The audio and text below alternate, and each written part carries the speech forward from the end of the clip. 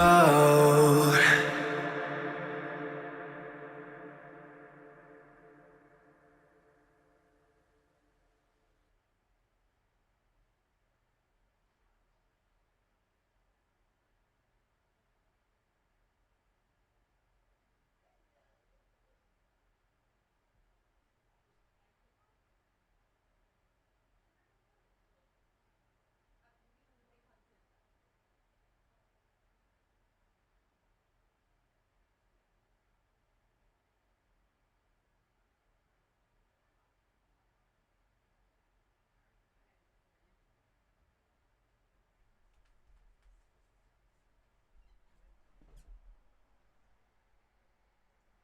Hello, hello, hello, everyone.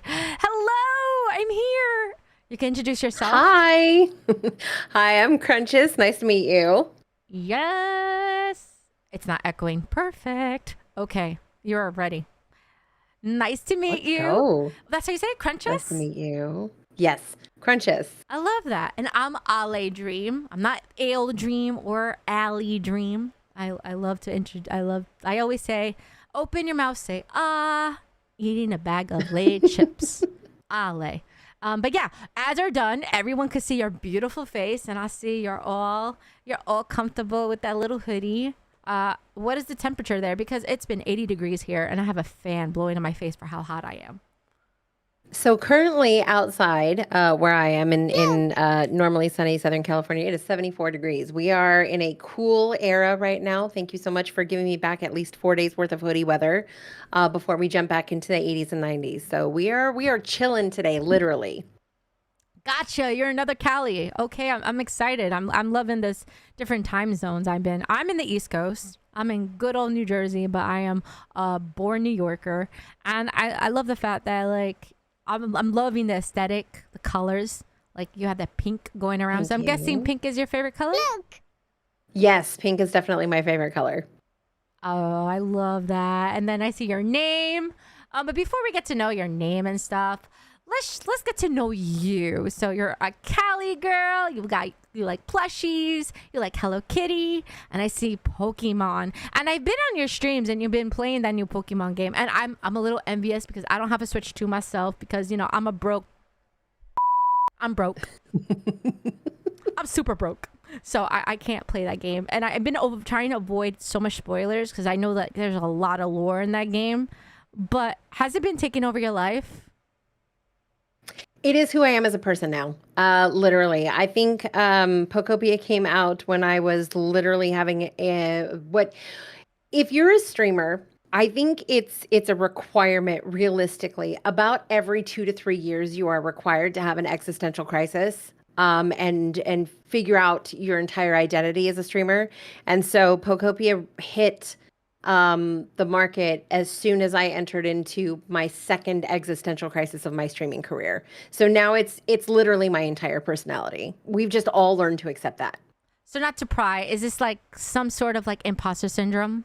Because that's always going around, especially when you feel like you don't deserve this, but at the end, long run, you'll be like, hold on, I've been doing this a long time. I think I do deserve this. And it definitely, we beat ourselves up because I know how that feels.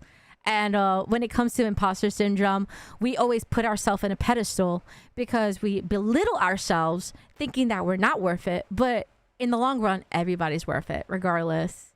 And how I put myself in that situation is how I started streaming is I was paralyzed and I was depressed and a whole bunch of things, and that just helped me overcome it. And I always like, if I could do it, anyone could do it. So is that like your situation similar? As far as how I got into streaming or the existential crisis The part. essential crisis part, we haven't got to that part yet. So I think for me, I think imposter syndrome and the existential crisis are kind of mutually exclusive. And I say that because I think it's normal. It's a normal part of streaming, of content creation, and most of the time just existing.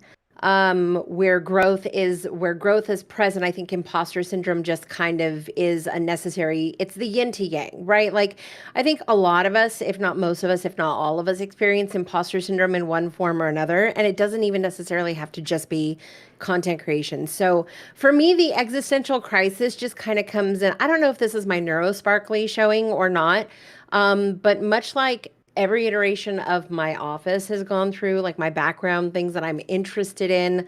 I think what happens is I do something for so long and it feels like you've hit this glass ceiling and you're like, well, what's next?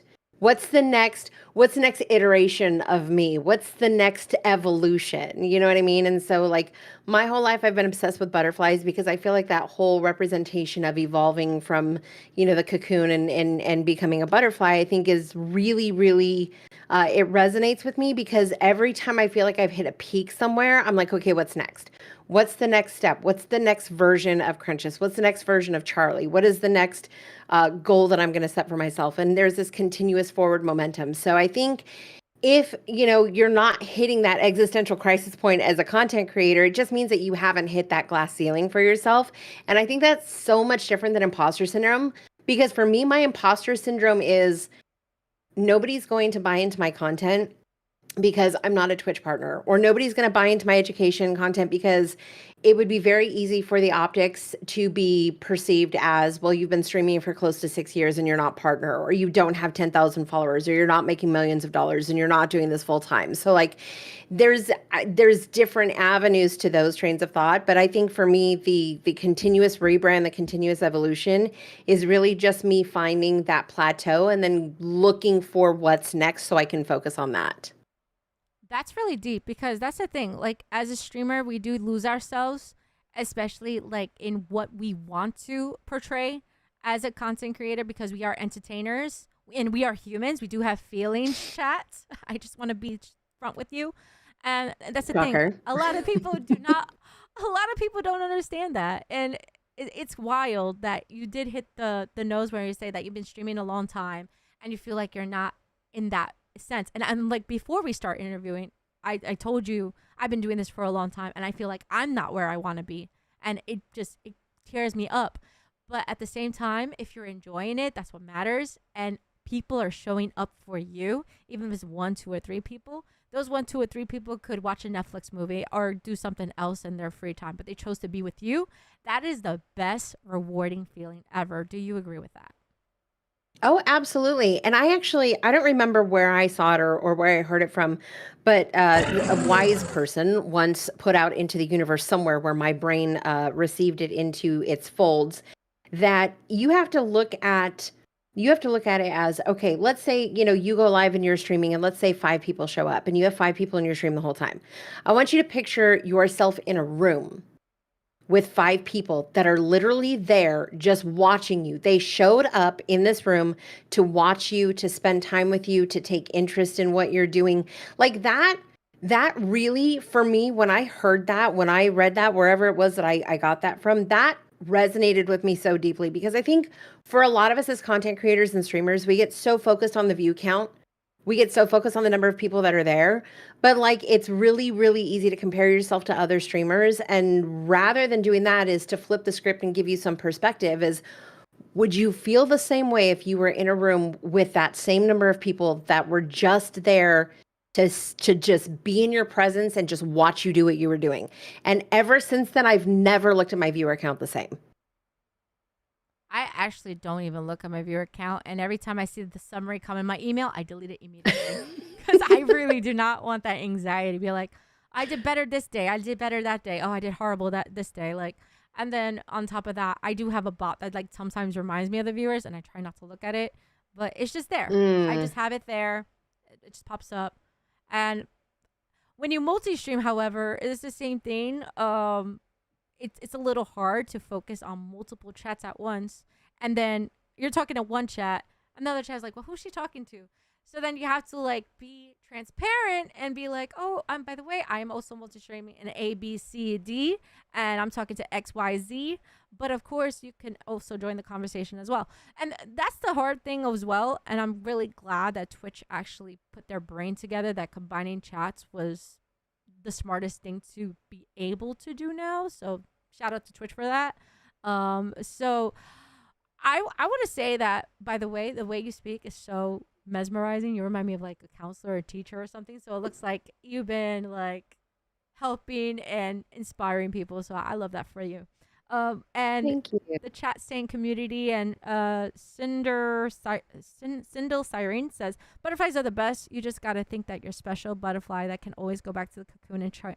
I love that. My mom loves butterflies too, but her reason of butterflies is because they're like a guardian angel. Like every time you see them Hmm. or something, and that's like her thing. And like it's like a way of maturing and flying away and stuff. So it's really neat. Also, shout out to Australia. What's up for Australia? Love that. Is this all your peoples? Your peoples are showing up. I love I this. these are yes, these are my kids. Oh, you call them your kids. Okay. Yeah, that's the running joke in the community is I'm mom and these are my kids. I love that. Nope. I have Wolf Moon. So hello, Wolf Moon. I just want to make sure I greet everybody before I get, because when I get in the interview, I won't shut up. And you also are welcome to ask questions too. And if you hear weird sounds in the stream, this is the only thing I don't know how to turn off is my Pokemon community bot. That you'll hear the Pokemon sounds pop up. So you like Pokemon, so this fits you perfectly. Oh, I love that. So it's gonna be random Pokemon sounds throughout the stream. But you could catch Pokemon on the stream if you want, chat. Another thing is Hi Master of Light, welcome to the stream. Also, thank you everybody for the follows. I really appreciate it. Once again, I am here just to get to know her and bringing everyone together because we're all a community. And I want to give big shout out to everyone who is showing up here today. I really appreciate that a lot. Oh my gosh, I was gonna say something and just I just got bombarded. USA, Ale, USA.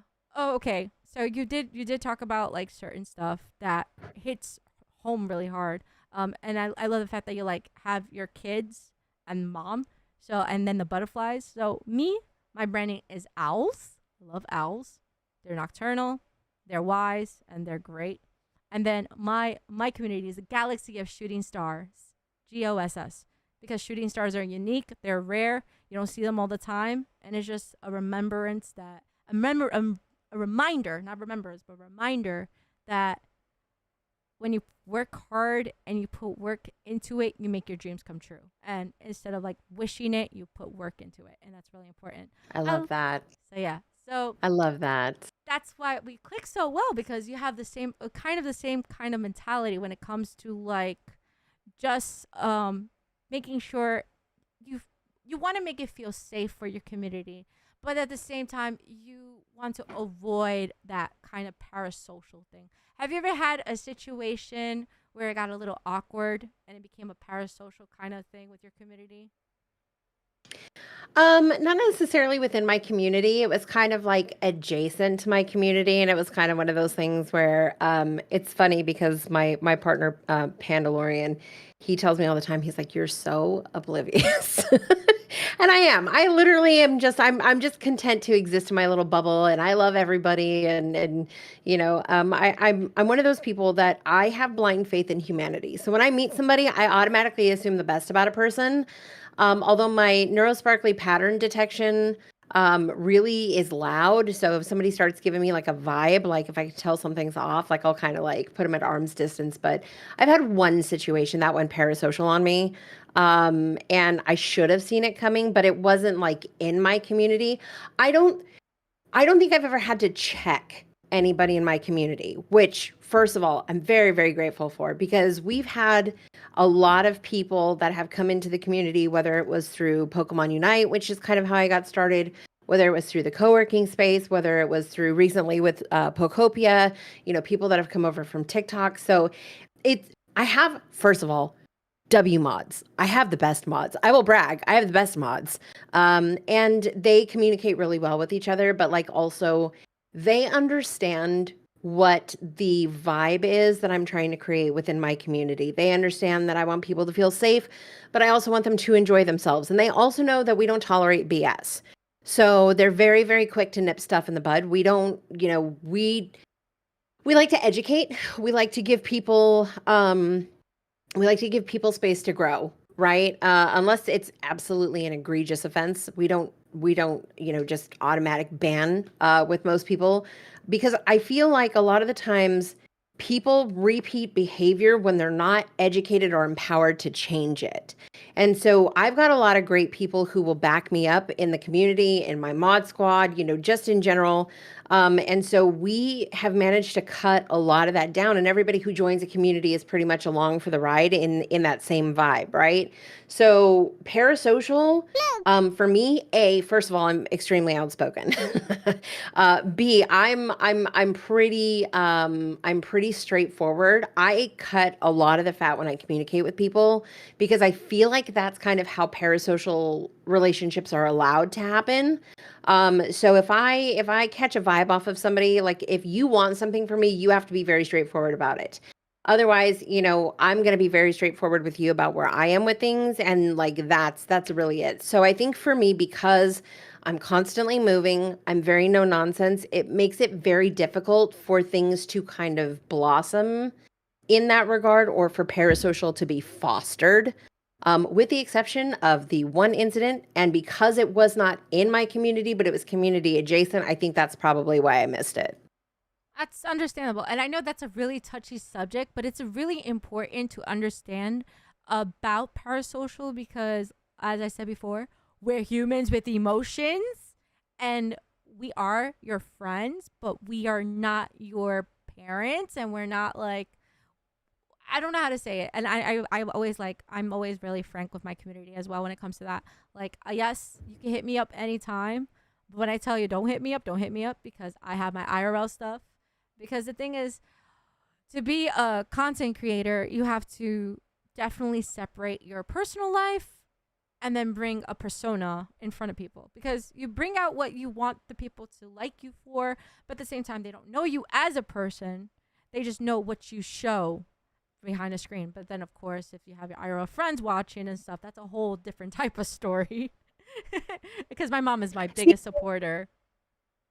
I think that's where I do it wrong because, and I've always been told this, like from the very very beginning of social media, I've always been told I do it wrong because I literally, like, what you see in my streams is exactly who I am off screen. Like, there are people in my community that I've met in person just because they live in Southern California, and we're like, yeah, you know what? We've known each other long enough. Like, let's go hang out and get ramen, and we'll get like a big group of people together that we only know each other from off of Twitch. Some are streamers, some are viewers, Okay. and they're all just community members, and we get together and we hang out. They've been in my house. They've bought PCs from Panda. Like, they've met my kid, they've pet my cat. Like, I do it so completely wrong, but at the same time, like, I think it's easier for me, and again, because I am so busy and I have so much going on, I don't want anybody to ever be surprised, right? Yeah. Like, if you catch me on a bad day IRL, like, I've had bad days on stream. I've had bad days. I've broken down. I've had meltdowns. I've had to end stream early. And I share that with my kids because it's very, very important for me to be as real as I possibly can on stream, because I want to foster a safe space for people to feel like they're not alone. Their feelings are not abnormal. They're not crazy for experiencing the things that they are. Nanera, who's in chat, she's been my mod for the longest. She's actually the one who kind of helped me on my own journey of discovering, the ADHD in me and how to kind of work with my own brain. Oh, And then when we wow. moved into co-working, you deal with a lot of, I think in streaming, you deal with a lot of neuro spicy and neuro sparkly personalities. Mm-hmm. And I think for me, if I'm going to be mom and I'm going to create a space where I would want my own kids to feel comfortable existing in, I have to be that person. Like, Nanera will tell you who you're talking to right now as a streamer, the questions that you're asking me, this is literally my entire life. Like, I put my entire life on camera, on stream, in Discord, on social media, on the internet. Like there's literally just there's no Clark Kent, there's no Superman. You know what I mean? The only thing that people don't know about me realistically has to do with work, and that's because that's a protection for the company that I work for. Mm-hmm. But realistically, like, I don't know how to be on. I don't know how to be a persona. I don't know how to be a personality. I tried that when I first got into streaming and it did not work well for me. I tried to be the cute, cozy granola Animal Crossing streamer. I tried to be the sexy little e-girl woo bunny streamer. None of that worked for me. Oh, sorry, Okay, that was let's pretty just be funny. real. That was funny. Oh man, the sexy ooh woo. But oh my goodness, but no, like I give you so much props for taking risks like that. I guess because me, I'm a socially awkward person, and I've been growing up in the entertainment industry since I was a kid, so I see it all. So it's like a shell. So I give you so much props and so much things, and I'm not judging you if you're doing it wrong. If it works for you, it works. But the thing is, your safety comes first, Nina. So protect your Yes, safety because you never know. yes. You never know. You just gotta be, keep your eyes aware. That's why an owl turns their head 360 to know their surroundings. So that's just an advice from a little 34-year-old here. And like I said, this is just an open one-on-one conversation. First time talking to her, by the way, chat. And look at it. And look at us. We click really well. And I think that's the Look at fun us. thing about it. That's the fun thing about like played games and making friends online. Cause okay, a funny story about my boyfriend. I met him online. Wow, go figure. And he's with me for over a year. Now he lives with me. What possessed me to do that? I don't know. Love, gaming, craziness, stuff like that. But the thing is, what matters to me is my thing. And that's the thing about being a content creator. We are always being judged. How do you handle being criticized and judged by people who don't even go to your stream or check out your content? And I know this could be a deep question because this could even hit in the IRL type of life for you or for the community that comes and goes. It doesn't bother me as much anymore. I think I experienced my share of Twitch high school drama at the beginning of my streaming career. And to be honest with you, at the end of the day, the one thing that I learned from having experienced a lot of judgment and criticism and backstabbing and what have you, is that none of that pays my bills. None of that puts food on the table for my child. None of that impacts my health overall, unless I let it, obviously. Um, and it just became really easy for me once I established the boundary.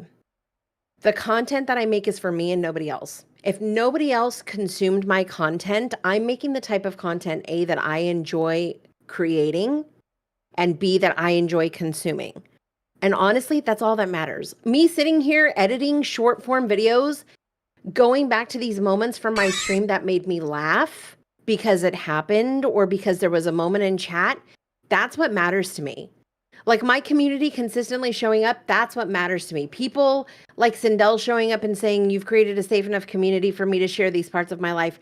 That's what matters to me. So where I think I used to take judgment kind of personal, and I think for me, like I'm an older plus size woman on the internet. I'm fodder for these incels out here. I used to really, really hesitate to kind of put myself out there. And then I realized, oh, wait, that doesn't affect me. I could turn the internet off tomorrow. I could close down my socials. I could get off Twitch. I could just choose never to come back online. And you know what? It wouldn't have any impact on my personal life. And I think that's where I kind of drew the line and I stopped letting things affect me. You don't like me? I'm happy for you. You know what I There you mean? go. You don't like my content? You think my content's terrible? I'm really sorry that I didn't scratch your itch the way that you wanted it scratched, and I don't even know you. Like, please just by all means unfollow, scroll, move on. You know what I mean? And I think that's just kind of, I'm fortunate that I have a deep enough support system, both IRL and URL, that I can take that position because if something does bother me, I have people I can go to and talk about it. And then they'll knock some sense into me and remind me exactly who I am. And then I get up and I put my pants on one leg at a time tomorrow, I just one foot in front of the other and we just keep it pushing. But I feel like a lot of people, unfortunately, aren't in a position to be able to hold that mental together. They're not in a position to be able to stand that strong against a lot of these people, and they, you know, they take a lot of these things personally, and they take it to heart, and they internalize it a lot. And I think that for me is why it's so important for us to talk about the mental health aspect of content creation, is to talk about what women and female creators deal with on the internet as well too, and how most of the judgment out there with regards to content creation and streaming is geared towards women and female creators in the space. So um I'm very fortunate to be in a position where I can sit here and say it doesn't matter to me until somebody's writing a check that is funding my actual life. But I know that there are people out there that don't have the ability, they're not there yet, and it impacts them. And those are the kind of people I wish I could just like take into my fold and hug them and tell them it's going to be okay, and just, you know, start fighting God and everybody to, you know, keep them safe. Because I feel like there's a lot of good people out there that are just taking crap off the internet from people who have no business saying anything. That's why okay, the little gangster fingers and everything like that. That's been around all our years, especially if you remember MySpace. I'm opening a time capsule here, everybody. And MySpace always had drama, especially for the top 8. Now, Oh I'm yeah. gonna I'm gonna Oh yeah. put you in a little situation. So don't hate me, community. Who would be in your top 8 from your community? So I don't, here's the funny thing. I don't think anybody would question my top eight. And I think it's for, I think it's for a very specific reason. I think people would understand. Like if I were to list my top eight, people would go, yeah, you know what, that probably makes sense. And I think a lot of that's just based on people who've been around the longest, people who are most prevalent in the community, and those who've contributed the most to community lore. Um, okay, so top eight, and it's not including me, right? So there's Nope. eight, It's right? your page. You have your cute little profile song. Think of it as like Pokemon theme, and then all of a sudden it's your top 8. And then there's Tom there randomly chilling. Okay. Well, okay. So we'll do eight, not including Tom. Because I removed Tom as soon as I got into MySpace. I Me remember too. thinking, who the heck is this guy? Okay. So obviously, so number one is going to be Panda. I mean, I think that's just a given. Panda is, and we can get into this, but Panda is the entire reason that I started streaming. So Panda would be number one. Obviously Nanera would be number two. She's been around the second longest. She, Nanera may not live in the same state. Nanera has lived an entire life with me in the last 5 years. Um, Jen is going to be in my top eight, obviously. Jen is one of my mods who I've gotten so close with in such a short period of time, and we're like attached at the hip. That's just my girl. Attica is going to be in the top eight also, just because I don't think I've ever met somebody so astronomically real in the streaming space as a Twitch partner, and in the whole scope of everybody that I've met through Pokemon Unite.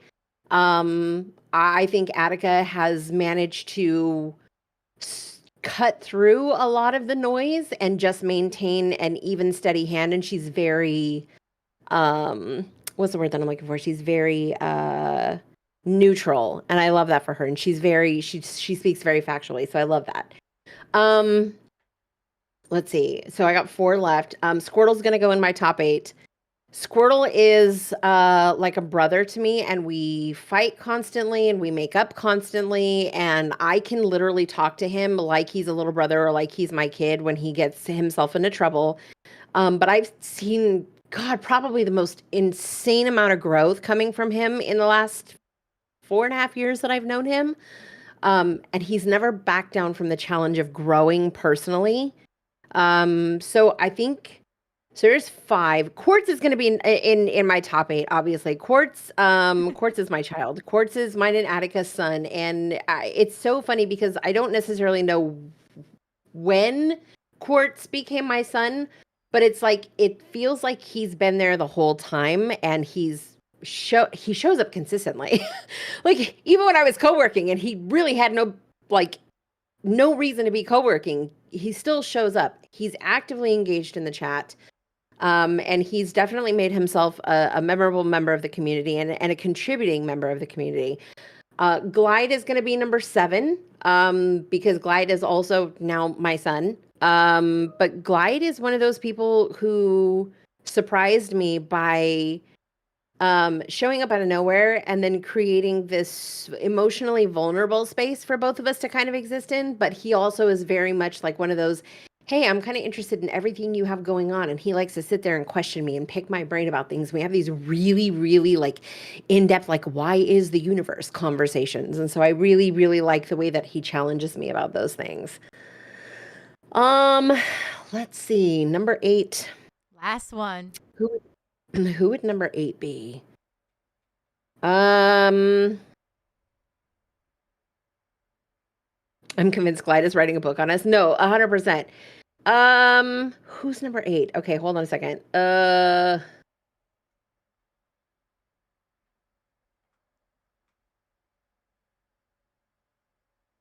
man. The first 7 were so easy. The first 7 were so easy. If you can't Okay, think about it so now, we could go back to that because we are going to have an ad in 2 minutes, and I don't want anyone messing up in like any like really juicy questions. So at this time, when there's an ad, I'll ask you like those basic questions that I mentioned before we started, so they don't mess it um up. no, I think number 8 is going to go to Void. And I think Nanera will understand this when I say this. Void is literally Void's been a pillar.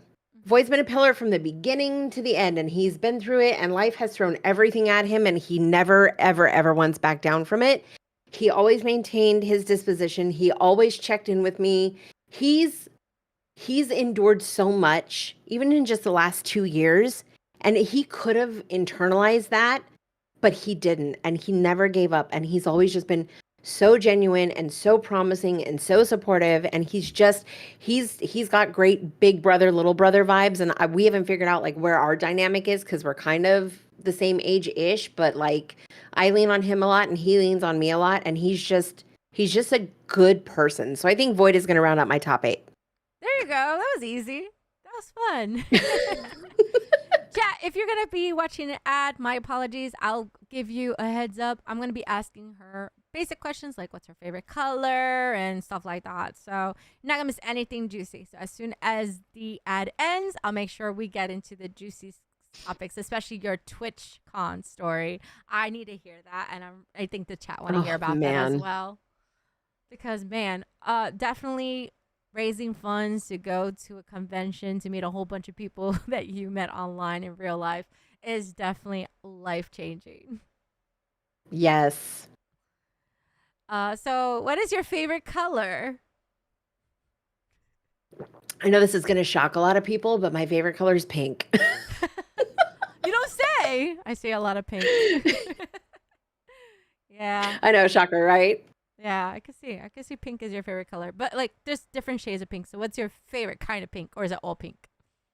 So it's so funny because like I've actually memorized the hex code for my branding color. What? So like it's a very specific pink. It is a D1578E. That is the hex code for my actual branding color, which is like the ideal color pink.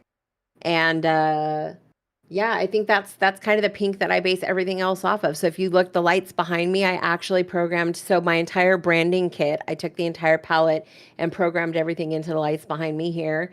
I'm sure you can see over here I've got, my logo up. So everything is pretty much based around this pink, which is found in I found it in the center of a sakura blossom when I was going through and like trying to create different like assets and elements for my new stream overlays. So that just kind of became it. I love that. And your logo gives me like a Jinx kind of feeling from LOL League of Legends. So that's really interesting with the coloring. So the logo is actually custom designed and there's a story behind it. Oh, we got to save that. We can't say it yet. Can't talk Okay. about it yet, unfortunately, because ads, well, we'll start. Okay, what is your favorite Pokemon? So on paper, my favorite Pokemon is Butterfree. Um, in general, everybody knows I'm a Pikachu girly. I'm a Pikachu girly through and through. I'm a Pikachu main in Pokemon Unite. And I can't say Eevee and the Eeveelutions because there's like 12,000 of them. So Butterfree is a hard favorite for sure. And again, we're gonna go back to the butterflies. Go right ahead. Back to the butterflies. So so it would be Butterfree and then Pikachu and now Pikachu. And then the Eeveelutions, all of them straight after that. My Humbly bot has a cute little story. Once upon a time, in the cozy corner of Ali Dream Game On's realm, the chat was abuzz with camaraderie and laughter. Pandinorian TV promised a feast, while Ninara Unleashed hailed as the best mod. Siddle Siren caught a wild Pichu, and tales of MySpace drama had everyone in stitches. The community, more family than friends, shared love and inside jokes under the watchful eye of their beloved streamer. Aww. Thank you, Humbly, for that. I love those cute little things. That's cute. Yes. Okay. There's a little cute dancing Pikachu. I love that. Dance, dance. All right, we have one more minute. Let's see. What's another basic question? I don't think knowing your name is basic, so we'll save that. What is your favorite type of genre of games? That is a good question. Okay, so favorite genre is probably going to be simulators, whether it's whether it's like actual Sims or not. But I think simulators are probably my favorite, and then after that, it's going to be like SMP, like survival crafting types of Minecraft, Animal Crossing, that type stuff. Minecraft and Animal Crossing. Okay. It's comfortable to hyper asphyxiate with the genre. Is that a question for the streamer? Power Wash is a vibe. Agreed. I love Power Wash Simulator. I wouldn't do it in real life, but it's so satisfying when you like have that little spot you can't find it and you freak out. It's great. It's a great game. Power Wash Simulator. But yeah, simulator games are really fun. I just played one that was really fun. It's not out yet, but you run a bartend. You run a bar. And the father passed away, and it has like a story, and it has choices. So, including with the simulator, it has choices, and then it has you making drinks and stuff, and yeah, it's really cute. And you run the Oh, nightclub. Yeah, okay. I gotta remember the name of the game. Zach, can you go on the previous games I played and check what the name is? Because I don't remember it. Yeah, Power Wash is definitely a vibe. Okay, ad is ending in 16, 15, 14, 13, 12, 11. Zach, you know when you said you're like a number one mods? My number one mod is Zach and Wolf Moon and my boyfriend. Those are like my top mods up there. Nice. Oh my gosh, he's beans. Okay, he's my number one mod. Mod. Okay, you heard him? He's King Mod, all right? So he's King Mod, and then there's Zach, and then there's Meester, and then there's Got Wolf it, Moon. got it, got it. That's King my mod. top. Okay. You like that better? You're the king of the mods.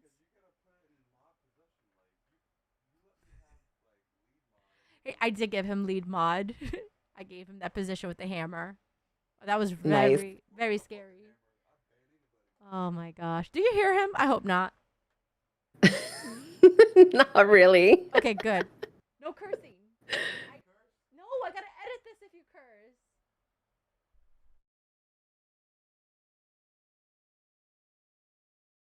She's trying not to have to edit. It's annoying, especially for marketing purposes.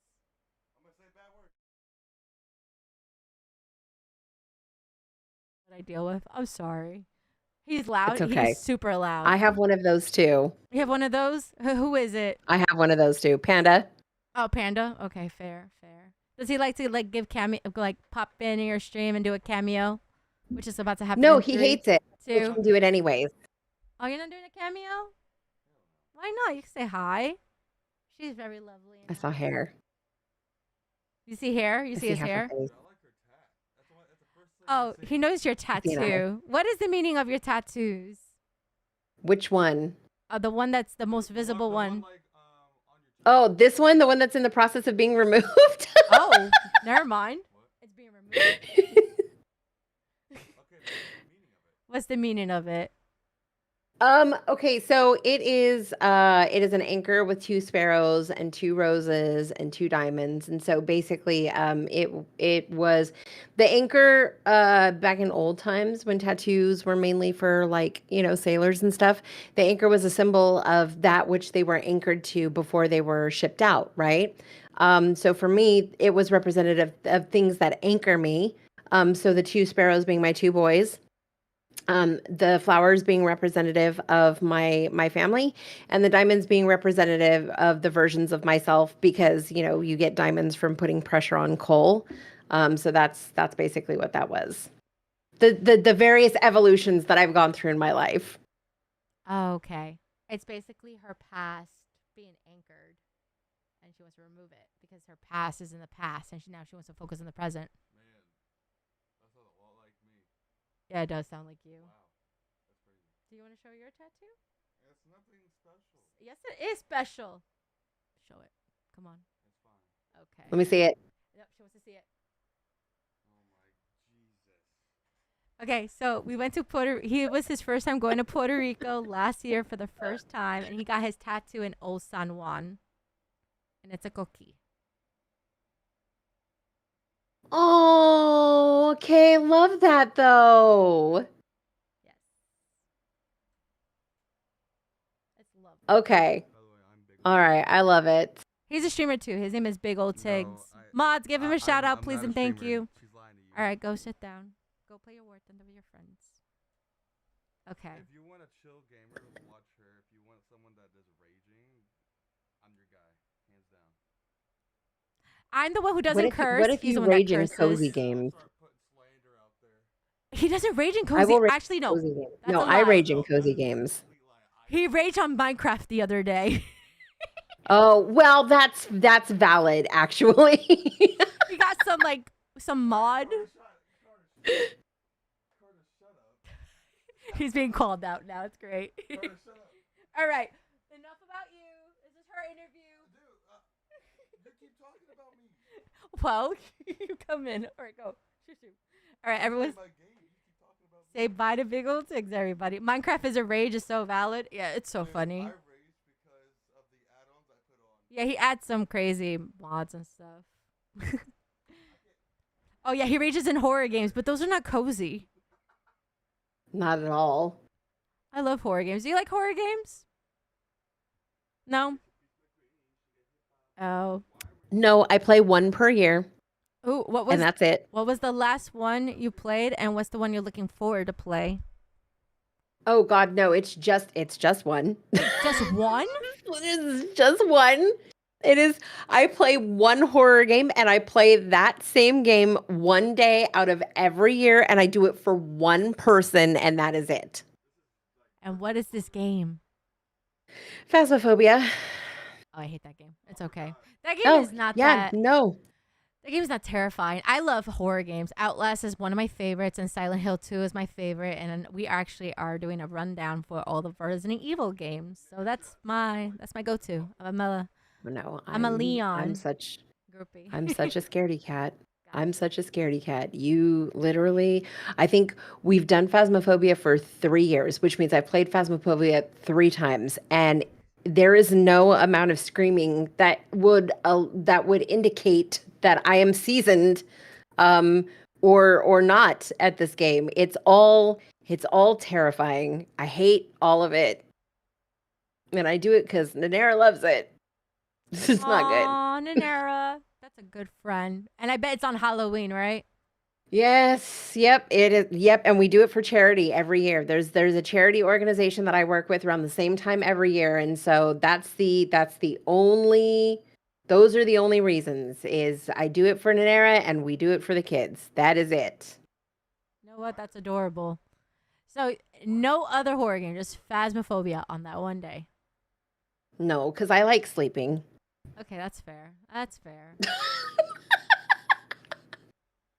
I just go in a room and get taken for the team. It's true. We play sometimes, and my boyfriend likes to use like the monkey box and just like get rid of everybody. So yeah, that's his thing. That's Panda. If we play with Panda, Panda will take the voice box or the spirit box or whatever it is into a room and go aggravate a ghost.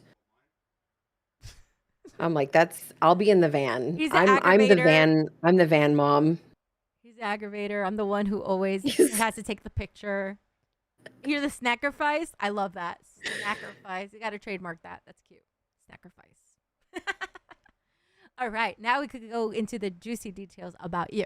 So, Okay. I was saying your name wrong the entire time. I kept calling you Crunchess. And it's not Crunchness, it's Crunchess. So, Yes. how did that name come about? It's Nanera's fault. So Huh? this is a third iteration. Yeah. So when I originally first started making content, sorry. When I originally first started making content, again, that whole vibe of trying to figure out who you are. This was before I started streaming on Twitch. And so I was on a fitness journey and I was getting really into like my health and fitness. And that was when I discovered like YouTube, makeup tutorials and stuff. And so I was going through this era where I was like freshly divorced and I was like reinvesting in myself and I was trying to like rediscover myself and reinvent myself. And so I was spending a lot of time um, investing in me. And so that meant like my personal health and fitness and then also, just kind of make myself feel better through makeup, which is something that I've loved for years. So I decided to get on social media as Contour and Crunches because my platform was going to be about fitness and makeup. So Contour and Crunches. It was going to be lipstick and lashes, but somebody had taken it. So I just did Contour and Crunches. So when I started streaming on Twitch, I started off as Contour and Crunches, and I don't really think I had a goal in mind when I started on Twitch. I was just like, well, I'm already established as Contour and Crunches, so we're just gonna sign up on Twitch, which is interesting though because like gaming had absolutely nothing to do with it. And then I discovered that there was a health and fitness category on Twitch, so I was like, oh well, I guess I can stay. So I actually started streaming my workouts in the health and fitness category, and in trying to network in the health and fitness community as a streamer, and I'm sure you understand this, when people come into your chat with a name like Contour and Crunches, you're not saying that every time you address them. You're just not. You know what I mean? So, like, I see Sindel Siren in chat. I'm not going to say Sindel Siren every time. I'm going to call him Sindel. I see Nanera Unleashed in chat. I'm not going to say Nanera Unleashed every time. I'm going to refer to her as Nanera. Same thing with Panda Lorian. I'm not going to say that. I'm going to say Panda. It's easier as a streamer because when you're consistently referring to somebody, because when you're reading chat, you want to make sure that the person knows you're talking to them or responding to them. So I thought people would call me Contour, but people just started calling me Crunchess. Oh. So I was like, oh, okay. So that's new. And then Pokemon Unite came out, right?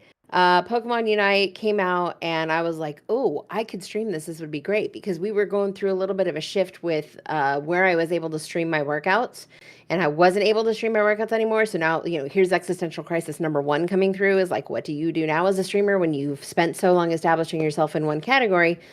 So I was like, oh, I'll stream Pokemon Unite. Funnily enough, there's a character limit on names in Pokemon Unite, but I was like, okay, so this feels like a good opportunity for advertising because this is a MOBA that you play online with random people. And I'm like, what if I put TTV in my name as I'm playing this game online with other people and I'm streaming it? This is genius marketing, right? Like I literally just came up with the idea. Like nobody else had thought of that before. So with the character limitation, in that moment before I even stepped foot into it was remote stadium back then, had to figure out what my identity was going to be now because it couldn't be Contour and Crunches anymore. And everybody kept calling me Crunches. So I'm like, do I roll with that? Do I make that my name? Is that who I am as a creator now? And so I literally just sat on it for like 2 to 3 days. I'm like, I don't know who to be as a creator now because Pokemon Unite won't let me be great. So it came down to it, and I was like, well, I'm going to sit here and try and figure this out. Nothing else fits. Nothing else screams my personality. So I'm just going to go with it because I want to play the game, right? Like we'll deal with this later. We'll figure out a rebrand later. I'm still small enough. This will work at some point. So I put in Crunchess TTV, and I don't remember where the extra S came from. And I think it was because I just didn't think that Crunches was like screamed Pokemon streamer, screamed streamer. I don't know. Like it just felt weird to say. And I'm like, oh, okay. So we'll just put an extra S in there. So now it's cute. Now it's cute because we are Crunchess. Like we are Duchess, but we are Crunchess TTV in Pokemon Unite. So that is where that came from. But you'll hear people refer to me as Crunchy. Like if you are new here, I am Crunchess. If you know me, or you've known me for some time, literally, I am crunchy. That is Nanera's fault. That is 100% Nanera's fault.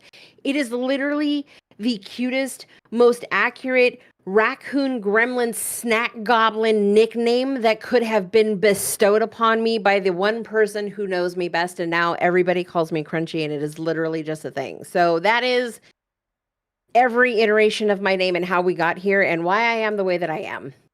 You know what I thought about your name? So, like, if I did not know you, I thought you were just like an ASMR streamer who likes to crunch things. Literally. That's what I thought. Which is funny because most of my community cannot stand the sound of people chewing. But I love those streams. I love watching those creators. I love mukbangs. I will be doom scrolling on TikTok in bed, and I will come across one, and there's one in particular, and I love because she does crumble cookies all the time, and I'm just sitting there and I'm watching, or she'll do like Wingstop and get like the super crunchy chicken, and she's just going for it. And Panda will turn and look at me like, you know, the Owl 360, but like in slow mo. Like, this is the part in the horror movie where you die. It's just me. I'm an army of one over here. No, I like the crunching sound. I just don't like when people chew gum like a cow. It's the worst thing. Oh yeah. Yeah. Un poquito. Que... No. My mom was wondering what I wanted to eat, but I wasn't really hungry today. It's weird. I haven't had appetite lately. Okay, so before the ad break, we were talking about your logo. Can you give me a little more insight about that? Ah, yes, the logo. So it's funny because I actually have the logo tattooed. Okay. Which is why I was like, there's a story behind it. So, I don't remember what brought on the rebranding, but again, it was existential crisis number 479. And I was like, let's go through a rebranding. And so I don't know why, but I was experiencing a bunch of technical difficulties in stream, and I think it was one of those things where it's like, it's not a Crunchess stream if there's not scuff, and everybody kept just throwing the word scuffed around, right? Like, I'm scuffed gamer, scuffed streamer, the tech is scuffed, everything's scuffed, all of this is scuffed, and it just became a thing. Like, it's literally my brand. If I go live and my mic is not muted, like, something is wrong. You know what I mean? So I was making merch one day, and I was feeling kind of cute, and I was like, oh, you know, I should make like hashtag scuffed merch because we should wear our imperfections as a badge of pride, right? And then I started thinking about it, and I'm like, all the stuff that I've been through in the last 2 years leading up to this, the community drama, the fallout, the stuff that happened. I had a bunch of stuff happen IRL at the same time. There was a bunch of community drama going on, and it was just like having to make like a lot of choices and walk away from a lot of things, and people like taking one version of you and sharing that with other people, and then other people making a decision about you based on that version of you that other people have taken to them. And so it was a really wild time for me where it was just like, okay, there's a lot going on here, but also like I feel like we take those experiences and we learn from them and we grow from them, right? So I was redesigning a bunch of merch, and in that emotional turmoil, in all of the stuff that was going on, the IRL stuff with my job, the IRL stuff with my kid, the stuff that was going on with the community, the organization that I, was in charge of that was slowly starting to kind of fall apart, the rumors that were going around about me, and people picking sides in relationships, and like me losing friendships over something that really was just like not important in the grand scheme of things. And I remember that being the moment where I was like, I need to go back to focusing on myself. And I feel like that was the one aspect that was like missing, was I was giving myself to so many different aspects outside of me that I literally was pouring from an empty cup. And I'm like, I miss the me I used to be. So I'm like, when was I happy? Like, when was the last time I was like truly happy? And it was like when I was in the gym. So I'd signed up with a personal trainer who, funnily enough, I met through the Pokemon Unite community. He's a great guy, and he lives in Canada. And so we do stuff remotely. And so I started just cutting off all of these different extracurricular things. And I was like, I'm going to start focusing on my own personal physical and mental health, because those are the only things I can control right now. With everything else going on, this is all I can control. So I started getting back into the gym. I started working on my mental health. I started working on myself as a person in my interpersonal relationships, whether here in the house or whether, through the community or whether with people at work or whether with people in my family. So I started to work on all these 3 different things. And so when I was doing this merch, I was like, oh, hashtag scuffed would be cute because, again, going back to that concept of we should wear our imperfections like a badge of pride because it makes us human, right? Like nobody's perfect. We're all scuffed somehow. And then I started thinking about how every time you meet somebody new, they get a more damaged version of you, right? Because every time you've gone through something, you've experienced a trauma, you've lost a relationship, you've had to go through something difficult, every time you meet somebody new in life, they get a more damaged version of you. And so I was like, okay, but we come out stronger on the other side, right? So the logo it's this little heart that's got dings and scuffs on it, but it's been bandaged, right? Because those are the people that come along and they're like, okay, so you've got some nicks and bruises. We're going to patch you up and we're going to keep it pushing. So we got this scuffed heart that's been bandaged up, and it's lifting a barbell because it's getting stronger, because what doesn't break us makes us stronger. And then it's got the crown because we're all royalty. It's literally about you dropped this queen, you dropped this king, like put your crown back on and let's keep it going. So it's literally just all of those things that were kind of combined from that one period in my life where I was like, I feel like this kind of represents a lot of us. And we all need to remember that what like what's scuffed about us is actually what's beautiful about us. That is a beautiful representation, especially the fact that we do beat ourselves up every day, especially like in life, work, streaming, families, just all those type of situations. And the thing, like when you just explain about how like the scuff and the tech issues and everything, I love the fact how you, like not impersonate it, but personify that situation into your brand and niche, and that's really beautiful because everyone thinks tech issues is a bad thing, and yeah, it could be annoying and bad at the same time, but then same time you're learning each time, and then the time when you avoid that type of tech issue, something else comes up. But every day is a learning experience, so that's actually really neat, and I love that. And that's your logo on your hoodie, correct? So, not on this hoodie. I do have merch that has that logo. This one right here is Mother of Gains. Oh, okay. Like Mother of Dragons, but it's Mother of Gains, which I was like, okay, so this is very Game of Thronesy for Muscle Mommy, but it's Mother of Gains. So we did like I worked with Jen on this one, and she did like a dragon sigil, obviously, but instead of swords going through it, it's got the barbell, and it's just Mother of Gains. So that's um yeah, that's another good one. But my community actually has really embraced the scuff also. And so we rebranded the community instead of Crunchess and Co., which it was before. It's now Scuffed Squad. And so Love everybody reps the Scuff squad. Squad with pride. And I love that because there's a little scuff in all of us. So you're the SS's. I love that. That's actually really neat. All right, now the juicy stuff. All right. So you said Okay. that you've been streaming in Twitch for about 5, 6 years? Almost 6 years, yeah. What inspired you to get into streaming? Oh, that's so funny because it's going to sound so bad when I say it. So this was during COVID, obviously, which is when most people I think kind of started streaming. Yep. This was one of those things where Panda and I were sitting around during COVID watching a lot of YouTube and discovered offline TV and Harris Heller. And we would sit and we would watch videos of people streaming and then videos of how people stream and then videos of people streaming and then videos of how people stream. And Panda looked at me and he's like, we could do that if we wanted to. And I was like, could we? And he's like, yeah, I could build you a PC. And I was like, but I don't PC game. And he's like, but you need a PC to stream. And I was like, okay. So he literally built me a PC.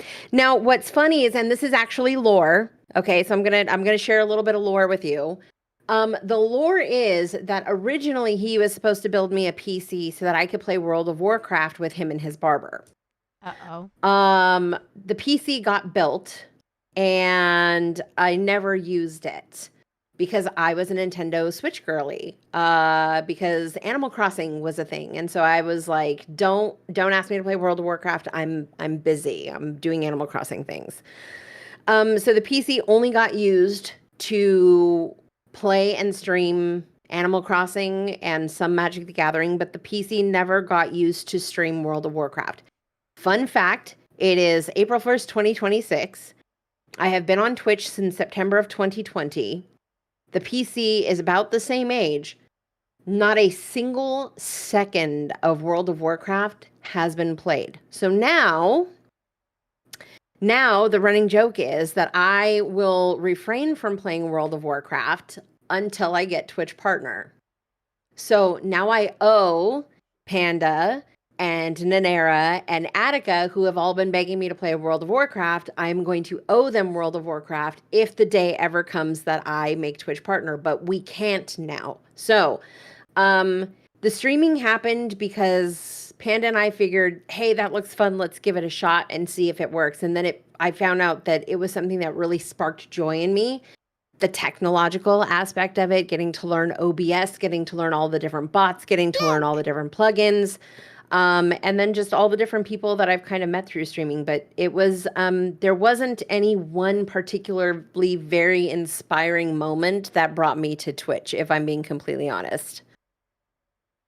Oh, that is actually really neat. So you're saying that as soon as you get that partner email, you're like, it's time. Yes, begrudgingly, it will be time. You have to have a Rafiki saying, it is time. And then it is time. have it carry the Warcraft. Oh man, that would be a fun video to make. So that's actually really funny because I think a lot of streamers had their breakthrough during COVID. And my story is similar, but the thing is I started streaming because of depression. I was paralyzed Oh, in okay. the year 2017, and I was not on Twitch. I was on an app called Live Me. Still exists to this day. Don't know why. And I was one of their talent creators. Oh, Kitty's He's making an coming. appearance. We're about to have a special cameo. You got to see my boyfriend now. Come You get on. to see the kitty. Oh, Come on. I need you to make a decision, bro. Come on. Get up here. oh. You're interrupting a story. It's okay. All right. It's okay. Oh, I thought you wanted to hear the story. So cute. I know, right, kitty? So, like I was saying, I was on Live Me, and then I was there as a talent and IRL streamer. And then when I got bedridden, I never knew about game streaming. Then I went across this streamer who was doing game screening with a face rig. Have you heard of face rig? It's like way before VTube Studio and all that stuff. And that's how you like hide your face.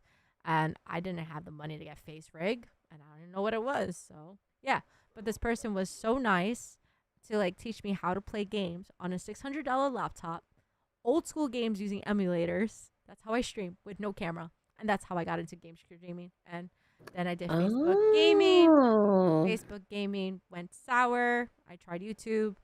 I didn't like YouTube. I didn't like Twitch either. Funny fact, I was just a viewer on Twitch just to watch people. And then I was like, you know what? I'm going to give Twitch a try. And I love Twitch so much. I think Twitch has been such a breakthrough of meeting so many nice people and new people, not nice people, and of course, growing as a content creator because there are so many experiences and so many opportunities becoming a Twitch streamer. We don't talk about Facebook, but that's how you found me. Facebook gaming, goodness gracious. That's an artifact now. But that's cool. Oh, yay! Oh. Okay, there he is. Okay, now we're gonna interview the cat. All right, Kitty, what's your name? All right. Say hi. You asked to be here. Oh. Beautiful. Oh my gosh. What is your name, kitty cat? So this is Tywin. Hello. He's a rescue baby. Oh, I love I've that. had him since he was a day and a half old. I have raised him. I bottle fed him. I potty trained him. And now he treats me like I'm furniture. And I'm literally just here for his convenience. Has your cat ever unplugged any of the things during streaming? Oh yeah. Oh yeah. When my setup was on the second floor and the cats would chase each other around the house and like my cable management was not the greatest, they would get tangled up in my wires and send stuff everywhere. You're staring into my soul, kitty. It's okay. When a cat stays still and looking at a new person they never see, it looks like they like the vibes. I like you too, kitty cat. I'm gonna call you kitty. And what does that name mean? So he's named after Tywin Lannister from Game of Thrones Okay. because Panda and I were binge watching Game of Thrones to get caught up on the season that because we didn't start watching Game of Thrones until like season 5, I think. They were super super late into it, and so we were binging it. We took the day off from work, and he was browsing the neighborhood app and decided to tell me that somebody had posted that they had a batch of kittens that was in their backyard. Mom has disappeared, nowhere to be found, and she couldn't bring them in the house because mom and dad are allergic to cats. None of the rescues were answering. And I was like, I did what any rational woman would do in my situation. I cried. I Kim K ugly cried. I literally gave him they didn't ask to be brought into this world just to die. They never even had a chance. It's so not fair.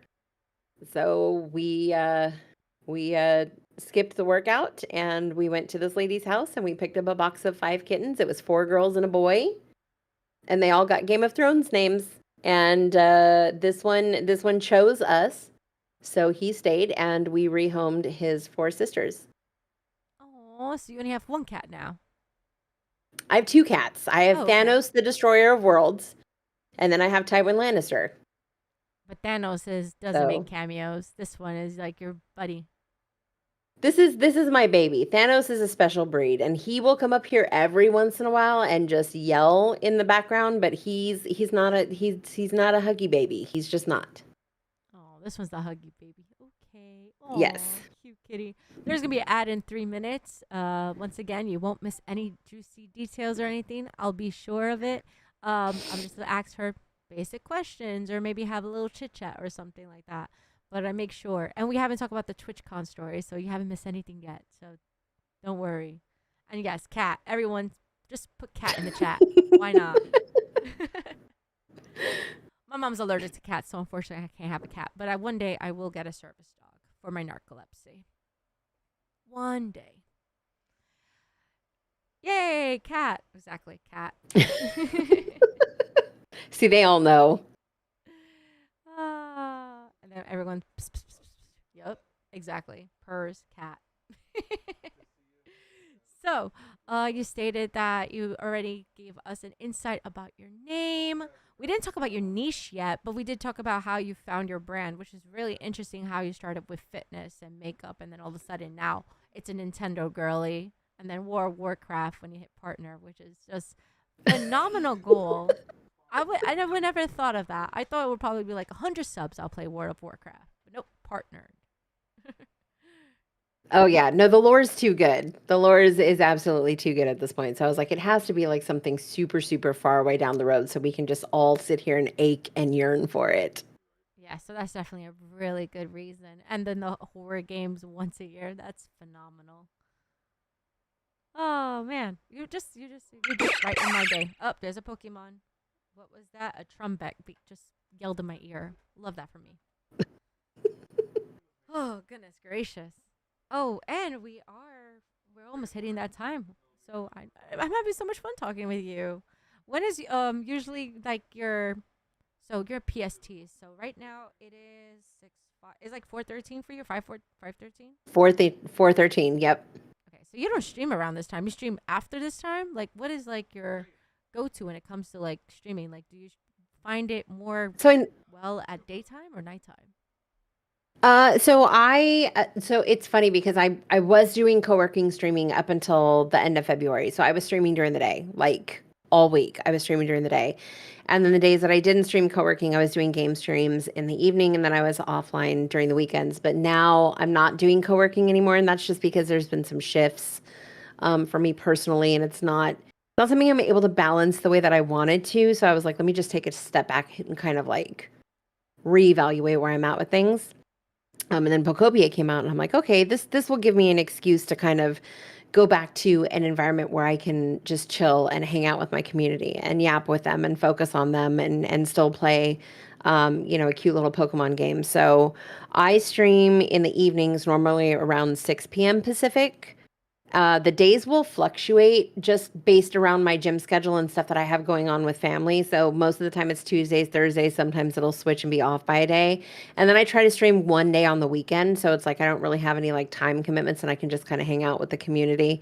But that's really, that's kind of it for me right now. I'm eventually going to be looking at maybe trying to focus more on long form content on YouTube, but that's a whole other situation. I can't edit my own videos. I'm too much of a perfectionist. I'm too close to it. So I got to find an editor first and then, work on that. But I love being live and being with my community. It's just it was a very stark shift in time that I was live, and so I think everybody's kind of adjusting to it still.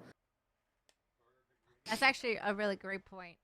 Especially the fact that I'm the same way. I like the live content. I can't see myself recording and talk just to the air about what I'm doing because it's weird. It doesn't feel authentic. I feel more organic when there's like people watching and stuff. And I tell this to my boyfriend, I don't play for fun anymore. I have to stream. Every soon as I turn on the game, Hmm. I have to stream it. I can't. I think the only game I play offline is on his phone, Candy Crush. That's about it. I just can't see myself play games for fun. Sometimes I could do it. I have to just be in the mood for it. But nah, streaming is just part of me, I guess. And I guess that just happens when it comes.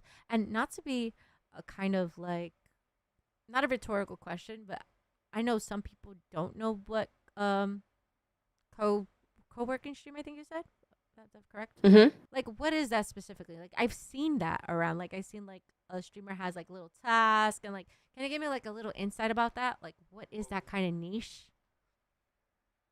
So co-working works really well for people who are like work from home and people who are like studying or like authors will use it a lot to kind of keep them focused. It's essentially body doubling. And the concept of body doubling, became really popularized during COVID when everybody was kind of remote. And so it's that sense of being present with people in order to create this accountability because people in the same space are using the same energy to accomplish things, whether that's tasks around the house or whether that's actual work related stuff or whether that's writing this chapter or editing this chapter or even for content creators it's editing and scheduling your content or researching your content, whatever it is that you may be. And so for like me, if I'm left to my own devices, right, and it's just me and I've got like music going and I'm just kind of working and I'm plugging along, I'm going to get so hyper focused on something that I'm going to forget to eat or I'm going to forget to use the restroom or I'm going to forget to do something, right? And on the opposite hand, if it's just me and I need a brain break, I'm going to pick up my phone and start doom scrolling. And that's how like I lose track of time or like I'm not going to feel incentivized to get something done and like nobody's here to tell me to get something done. So we use body doubling as a means of creating accountability, and they'll use the Pomodoro technique, which is you have a focus block, and that's where you like really just focus your energy into accomplishing this task or this set of tasks or however many tasks you can get done. And then when it's break time, you give your brain a chance to come up for air. Right. So now it's this balance between your hyper focus and your ability to go take a break and do something for dopamine, right? Whether you're playing a game of Contexto or, watching a cute little video or you decide to doom scroll or whatever it is, that's your little dopamine. So it's almost like giving yourself a gold star and a reward for locking in and doing this work. And in that context, you're getting stuff done, right? So now you get the dopamine from checking stuff off your to-do list and for keeping yourself accountable. But it also eliminates a lot of time blindness too. So like I struggle with feeling like the tasks that I have to do are I'm not going to have enough time to do it during the day. And so setting them out in focus blocks kind of helps with that too. I don't do it on stream anymore. There's a lot of people who do still stream it, but like people in my Discord, like we'll still do body doubling. I have an entire voice channel in my Discord dedicated to body doubling. Some people will turn on their cameras, some people won't. I have a music bot in there if people want to listen to the music that's in the channel, if they want to listen to their own music, whatever. But, we'll chat in there every once in a while. I have the super sweet bot in there too. So the bot that they would use for their tasks in chat, they can still use in Discord. But I'm in there every day. I'm in there every day. PDX is in there every day. Stargirl will come in, Chief will come in, Anera will come in, Mishka will come in. We have people that will come in and be there regularly, and people that are just like, I can't focus today. I'm here for the body doubling. And there's just something about, like I said, being in the same space, not even necessarily physically, but being in the same space with other people who are also working to get things done, who are also focused on accomplishing tasks. That's like, oh, this is what we're supposed to be doing. It's kind of like when you go to school, class time, you're supposed to be, learning, you're supposed to be doing your schoolwork, that type of thing. So it's basically just accountability and like some form of self-regulated discipline with a little bit of a break in between. That's interesting. So it's like basically you're remote, but you're not working physically with people, but it's like almost like you're in an office with people. Okay, so Yes. it's like a comfort kind of thing if you think about it. Yes, That's exactly. That's actually really neat. I never put two and two together. I've seen it, never thought about it. I can't do that because I have to follow HIPAA, so yeah. Yes. And HIPAA is very strict. And if you don't know what HIPAA is, I work with Medicaid, so that's Okay. about it. I'm in managed care, so I'm yeah. But that's why you mute. But still, That's why you never know what happens because I have closed captions, and even when I'm mute, my closed captions pop up. Oh, yeah, that's why I had to turn mine off. I turn off mine too. Which isn't great for accessibility, I know, but like when you're a co-working streamer and you're supposed to be muted and there's things that should not be like coming across stream and your CC still picks it up. Every time my CC says the F word and everything because of that one over there, I'm like, how it's muted. But I think it's because it picks up from like the laptop mic and everything. All right, everyone's back from ads. I was basically asking a knowledgeable question about co-working, and Crush, I'm going to say this right, Crunchess has gave a really sophisticated definition of it because I had no clue. I had like a feeling of what it was, but like it's really cool when you go in depth of it when someone who doesn't experience it. All right, so let's go back to the streaming. So you said that you started streaming around the COVID time and you were inspired because of watching videos. Also, Harris Heller is really nice in person. Met him. Great guy. But when it comes to like your experience as a streamer, you said you went to how many Twitch cons? I've been to one, Wow. I think. Okay.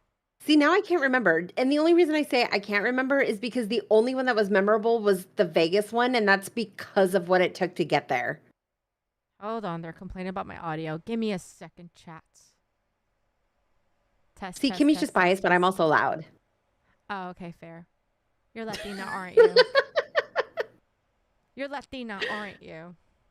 Oh yeah, no, 100%. Oh, I love that. Okay. Actually, 50%, but yes. I'm half Puerto Rican, half Italian, so. Oh, nice. This is why we get so along. Nice. The Latina vibe, ya tu sabe. Is it better now, Kimmy? Also, everyone, I'm also known for having mic issues all the time. I either forget to unmute or I'm low or anything like that. So you've been to one TwitchCon and you stated that this TwitchCon was a 2023 one, correct? Yes. Which, in my opinion, I think that was like the worst choice of a TwitchCon, but you know what? You got to experience once in a lifetime kind of thing. How was that experience? She's laughing because she knows I'm right. So here's the funny part. I was at TwitchCon. I did not go to TwitchCon. Wait, and hold on. Here's what? So bought a ticket and everything. Okay.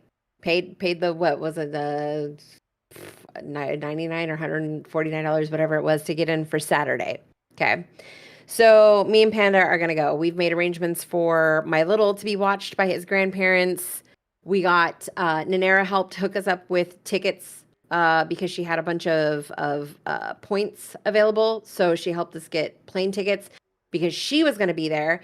And a lot of our friends were going to be there. And it was kind of like, well, this would be a great opportunity for us to go and actually meet a lot of the people who are in our organization and in our community. And it's like a once in a lifetime thing. And they're just going to be in Vegas. So everybody kind of came together and made it possible for us. However, my little was playing football during that time, and his team decided to go undefeated that season, which meant that they were in the championship, like the playoffs at the time of TwitchCon. We had kind of anticipated maybe his team would fall off because they were going up against like the number 1 and number 2 seeds in the league the weeks prior. And so we were like, maybe we'll catch a break. Oh no, his team went undefeated in the season. So we're in playoffs. And sure enough, they have a game first thing that Saturday morning. So we were not able to fly out Friday night going into Saturday like we wanted to. So we were like, we'll fly out Sunday after the game and just show up at the con. And then we'll stay Saturday into Sunday and we'll catch a flight back on Sunday. So we moved everything around. Okay. So the game is in the morning. Great. We are supposed to be flying out of Ontario International at like noon. We get to the airport. We checked in, we're checked into our flight, everything. We're getting ready to board, and we get the notification that there's a delay. Oh, no. 30-minute delay. Okay, no big deal, right? It's an hour flight from Ontario to Vegas, if that, okay? So we're like, okay, 30 minutes, no big deal, whatever. 30 minutes turns into an hour. So turns out something happened, and they were redirecting flights to Ontario. And so they were taking up space at the gates. So actual flights that were supposed to be coming in, that people were supposed to be boarding and taking off, they were moving everything around because something had happened somewhere and some flights were being redirected. So now people are infringing upon our gates and planes are being delayed coming in that we are supposed to be using to take off. So we get an hour delay just to board. Okay. So now we're closer to like 1, maybe 1:30. We get everything good. Everything's checked. We got the pre-flight announcement, stuff like that. We taxi out onto the runway. We are on the tarmac and nothing. So we're like, are we going somewhere? What's going on here? So, yeah, it turns out that Vegas, the airport that we were flying into, was booked up. They were completely backed up. Something happened over there, and I think like 2 of their gates were closed, so they had a bunch of stuff that they were shuffling around, which was delaying flights going in. And I'm like, you're kidding, right? We sat in the plane on the tarmac, I kid you not, for almost another hour. Okay. So at this point, we are almost 2 hours behind schedule just getting into the air. We get into the air, great. Flights, great. No issues, no nothing. We were Young Festival, TwitchCon, F1 races, great time for Vegas. Yeah, it was literally the absolute just trifecta of kerfuffle for us being able to fly in on that Saturday. So we finally get in the air, we touch down, we land. Everything's fine. We're running super, super behind. I've already booked the hotel. I'm like, let's just go. We'll check in. We go. First of all, the roads are a mess because of everything going on that weekend and because of the F1 racing. There was construction everywhere. Roads were closed off. There were detours everywhere. So getting an Uber from the airport took us 30 minutes. Our hotel should have taken us 5 minutes to get to. It took us another 30 minutes to get to the hotel. We get to the hotel, we go to the mobile check-in station. There's an issue with the mobile check-in. We have to wait for a manager to come down and check us in. That's another 30 minutes. We finally get checked in, get up to our room with enough time to change, get downstairs, call an Uber. Uber takes another 20 minutes to get to us. And from where we were to the convention center where TwitchCon was being held, should have taken us about 10 minutes to get there. It took us 45 minutes because of all the traffic. All of this to say, TwitchCon ended at 5:30 that afternoon. We got to the convention center, got our badges, got to the front door, walked in at 5:10 p.m.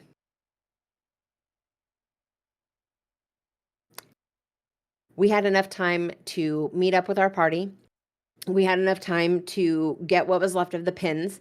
I had enough time to say hello to the person that I knew from all of the times that I had been on Twitch Rivals because they were doing the live event there, which had just wrapped. So we literally walked into an empty Twitch Rivals stadium, which we were supposed to go and see the show. We literally had enough time to go hit up maybe a couple of the vendor booths as they were closing. Everybody that I was supposed to network with there had already left for the day. So yeah, we went to we were at TwitchCon. I did not get to go to TwitchCon. So we were there for maybe I think like a little less than an hour because we were there long enough, for everybody to kind of close down and us to get snacks and meet up with our group and kind of whatever. And then we left and we met up with some other friends for dinner, and then we decided to go to this bar, and we were up until we were out until like 1 o'clock in the morning, just doing stuff. Got back to our hotel finally around 3. We had a flight leaving at 6 o'clock in the morning. So I literally got like an hour and a half sleep to get up, to get in back into an Uber, to get to the airport, to get on our flight by 6 a.m., which went out on time, by the way. It was great. First time I've ever slept on a plane. I'm too old for this. I was hurting so bad the next day. I cannot party like that. I don't know how people do that. But yeah, it was literally 45 minutes of TwitchCon in Vegas. I gotta say, that is one story for the books. Like, you could definitely write that, and like, wow, that is insane. Especially the fact that the flight is about, so Vegas is probably like 2-3 hours about, or maybe less. Oh, for us, it's like an hour or less. Oh, okay, that's not so bad, but that is insane. So, my advice when you go to San Diego, take the train. It's Oh very yeah. it's very helpful, especially the train Oh drops yeah. you off right in front of the convention Right in the center. front. Yep. And what me and my mom does, we stay at the closest hotel for walking distance. To daytime, we walk to get our exercise in, and then we take a cab or everything at nighttime because there's a lot of San Diego interesting people. public transportation system is like really, really good though. Like, and Yes. that's one thing. Like, I would probably stay like outside of the realm of paying for TwitchCon hotel prices and just take their public transport everywhere. But yeah, you're right. They do have a stop that lets you off right at the front of the convention Yep. center. It'd be yeah, you'd be silly not to. Yes. Oh, so But yeah, we sorry don't if have it to sounds fight it like in I'm Vegas fading out. though. I just don't want background noise picking up. So let me Oh, you're know. fine. Okay, perfect. That is crazy, and that's actually I'm really glad I was able to hear that story because I was like, oh, so happy for you. What's TwitchCon? And then I'm like, oh, never mind then. Oh yeah. Oh man. But yes, I want to say congratulations to being the Women's Guild. Have you done anything that involve the Women's Guild? Like, what do you see beneficial about Women's Guild, and how would you pitch that to those upcoming female represented streamers out there on Twitch to join the Women's Guild? So it's funny because I'm not as active in either of the guild's servers that I belong to as I would like to be. And I think a lot of that just has to do with how busy I am, how busy I've been, how much stuff that I've been juggling for a while. And I'm starting to kind of like take back ownership of my time and create boundaries around it so I can. I think the biggest benefit of being part of the Women's Guild, and I will say this 10 toes down, is anything that you can do, first of all, to bring women together to support and uplift each other, I think is a huge W. So that in and of itself, I think is great because the women have a space where they can come together, they can talk about various things that are affecting them as content creators, ask questions. But I think the biggest thing is having direct access to Twitch resources as a woman in streaming and content creation. Can I help you? I was poking you too. I think the kitty wants more attention. Okay. Aw. But yeah, I think, the opportunity for collaborations, the opportunity for networking. I actually did a charity event last year Mm-hmm. that I got to participate in as a result of being in the Twitch Women's Guild. And it was with Coco Confessions and Elbel Love and Coco. Chemistry Effects. And yeah, it was the GoTel fundraiser, and we got to go into LA, and Panda and my little got to come with and hang out, and we got to build a PC on stream. That's and so just do a cool. bunch of it was so fun. It was so well put together. Like everybody who came together, it was really cool just to meet a bunch of new people that I wouldn't have met if it wasn't for that opportunity. And we got to do a great thing for charity. So I try and sign up for as much as I possibly can in the guild. Unfortunately for me, because I work during the day, and I know time zones are a thing, like I don't have the benefit of being a full-time creator or having that flexibility in my schedule where I can attend a lot of the stuff that they have going on, which, is great. I just appreciate the opportunity to kind of be there and be in that space and then, participate as the opportunities kind of present themselves. But I would say if you are a woman in the streaming space and you are looking for like-minded content creators who are about amplifying women's voices, who are helpful, and you are looking for tools and resources, and we're talking about the stuff coming directly from Twitch, right? Like these are people who are ambassadors, these are people who are partners, these are people who are Twitch employees. Like you're literally going straight to the source. I think Women's Guild, I think any of the guilds really are very, very, very beneficial. And even not even just the guilds, but also the clubs that they're starting to roll out, like the co-working clubs, the coding clubs, the makers and crafting clubs, stuff like that. So, I would say regardless of don't let your imposter syndrome win here. If you want to be a part of the guild, apply, because I applied for both the Pride Guild and the Women's Guild, and I didn't think I was going to get either, and I got both the same day. So it's kind of Nice. like, oh, okay. Little me, nobody over here, just okay, I'll just slide right in. So, and I feel there's some times where I feel like, oh, I'm just in there just kind of taking up space. So I try to participate where I can, but I also suffer from a very, very hefty case of social anxiety. I'm extremely Mm-hmm. awkward. When it comes to larger group settings, and even in a Discord server where there's thousands of people that might, there might be a bunch of people in there that know each other already, and it's hard walking into an established room as the new girl. But I'm going to be more intentional, excuse me, intentional this year, about the time that I spend in the guilds and really, really, really getting the benefit out of them. Yeah, I need to be more active. I'm in the Latin and Women's Guild. Would you sign up for the Latin Guild as well? So here's again that little imposter syndrome voice that's like, well, you're only half. Hello. I just told you I'm half Puerto Rican, half Italian. I There you go. That know. is your confirmation to do it whenever it opens again. There you go. Probably. I will Yeah. bug I you. think so. I will bug And I you. think that was part of my hesitation, honestly, in applying for the Pride Guild, because I think for me, as a pansexual woman in Mm-hmm. a straight presenting relationship, I kind of feel like I think for me, I told myself that the guild should be reserved for those who are just more outright suppressed and marginalized, right? Mm-hmm. Like I understand I'm Latina, but I'm white presenting. I am, a card carrying member of the flag squad, but I am straight presenting. I'm afforded a lot of comforts and courtesies in this life that a lot of other women and flag holders are not.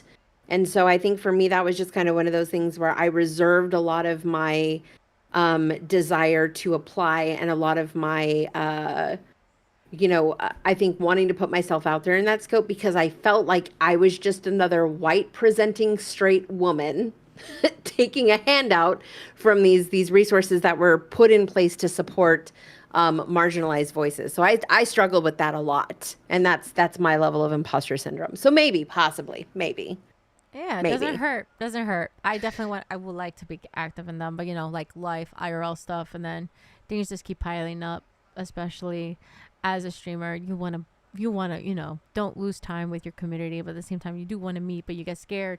And it's like a hit or miss Hmm. sometimes because like I said, that's back to the beginning of the conversation. We're always getting judged for what we do or what we don't do. So, yeah. Yeah, but chat, if you have any questions, please. This is a time where we always have the chat to ask questions. if you would like, or if you want to tell a little secret or embarrassing story, everything stays here. Don't worry. If this won't go out, this won't be posted on YouTube next month on my Oh channel. no, it's fine because all of my embarrassing stories have happened on stream. So Oh, okay, fair most enough. most of my embarrassing moments are public. And if not, like I'm the first person. Like we do story time a lot Oh, in my community. So like if something happens and I just have to tell people about it, like I'll usually do like a.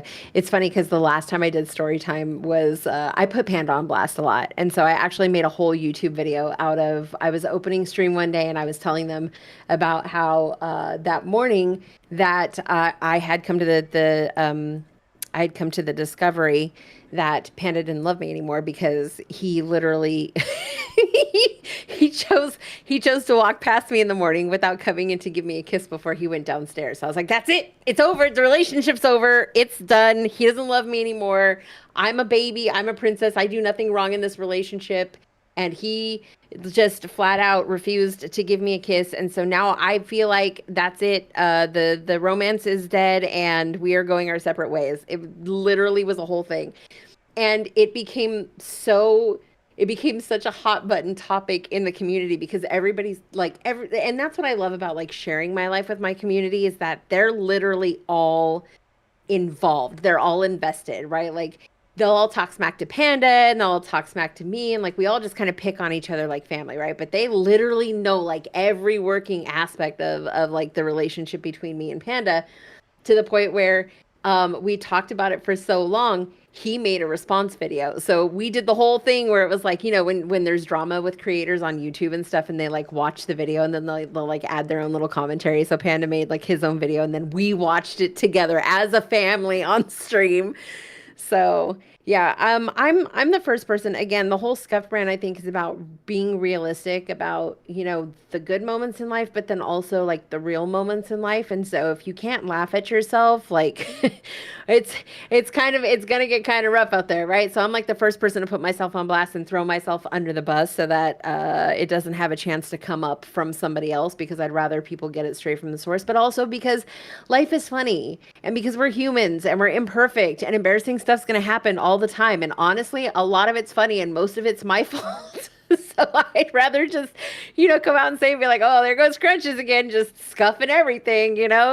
So it stays on brand for us. But yeah, it's, I don't know that there's anything like super embarrassing that my community isn't like already aware of because most of the time the embarrassing moments, like I said, they either happen on stream or they get told about it immediately because Panda will come in chat talking about, hey, chat, ask Crunchy what happened earlier today. And then I have to sit here and tell the kids because obviously, like, Panda likes to, throw snakes in the hen house every once in a while. So, wait, actual snakes, or this is just a personification? oh, no, that's a metaphorical saying. Ooh, okay, I got scared. I'm like, whoa, got it. He would, though. If we had hen houses, though, he would. He's the type. See? He's the type.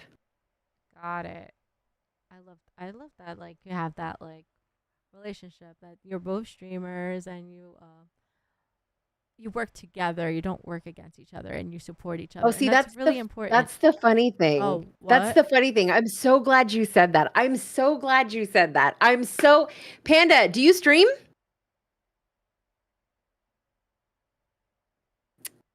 Do you stream, Panda? Pandalorian TV, do you stream?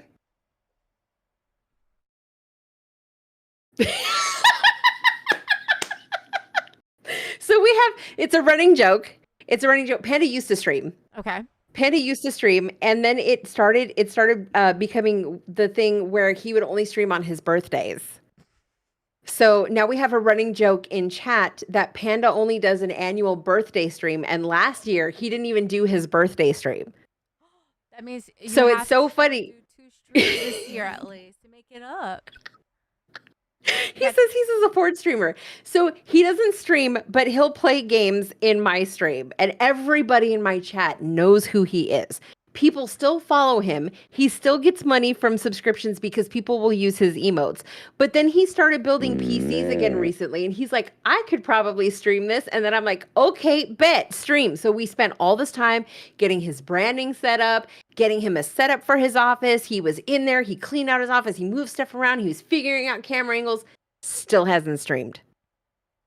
stopping him? Does he need an interview too? You could do a faceless interview. No, because this is World of Warcraft lore. It's literally World of Warcraft lore. I have not played World of Warcraft, even though that was the entire reason a PC was built for me. And Panda just refuses to stream because now it's funny. Because now if he did stream, that lore is gone. Because I couldn't sit here and challenge him in this interview on your stream and ask him, "Hey Panda, do you stream?" Like.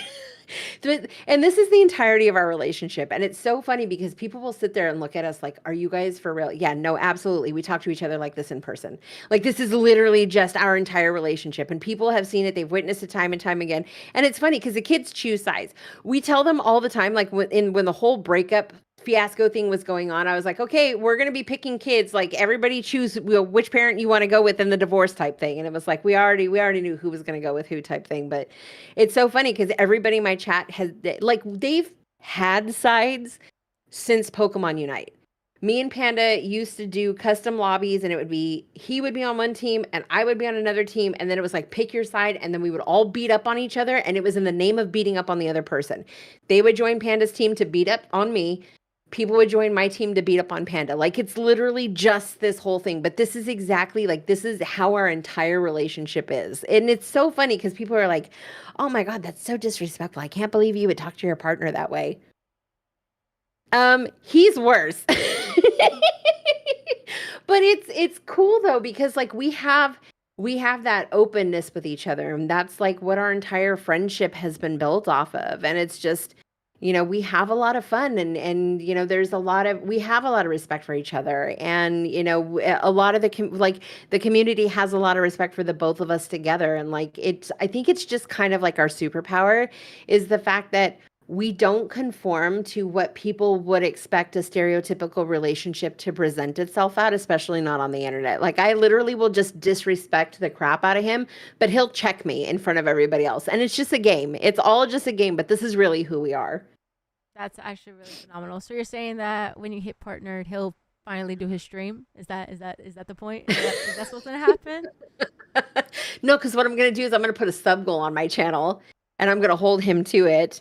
Which I know at some point he's going to be like, it's not my channel. It's not my community. Those aren't my subs. I don't have to do nothing. But what's going to happen is one of these days, he's just going to walk into his office to go build a PC and I'm going to have set up a secret stream setup in there. I'll be a WoW streamer. Okay. Wait, but you're a mod, so, or you're editor for his page. You could set a sub goal and just give him an offline hype train and there you go. Oh, see there. Now you have to stream, Panda. There's a little motivation. Also, that's beautiful. Quartz says, we're talking confessions. Crunchy, which I meaning you, is one of the two people that inspired me into streaming myself. She was also one of the people that encouraged my art abilities, and I love that. That's beautiful, and that's what's a beautiful thing about being a content creator and a streamer, inspiring those, and having those around us that don't know what they're capable of, because everyone's capable of something like wonderful if they put their mind to it and work hard at it. So yeah. Oh wow, there's like someone's like, oh, I'm not following Panda. That's a story for another day. So since you explain about like your little dramas and everything with your chat and stuff, if you were like a TV show, soap opera, novela, what would you name it? If my chat was No, your life itself. Oh, my life. Oh. I know it's a tough one, but it's actually That's really a good one. Yeah. Like an original name or like an already existing one that would basically tell people kind of like what the gist is. No, I think original. Because remember, we want to see who you are as a person. Like, what would be your name of your novella, TV show? Kind of thing. Oh my God, that's a really good question. When you were talking about scenarios and everything, that question popped in my head. I'm like, I want to wait for the right moment to ask this question. If you can't think about it, we still have about 20 minutes left, so we could close with that. I'm gonna have to noodle on that one. That's fine. I have you on Discord. I have you on speed dial. Hey, Crunchy, did you figure it out? I could call you Crunchy now, right? Since I spend almost 2 hours with you, right?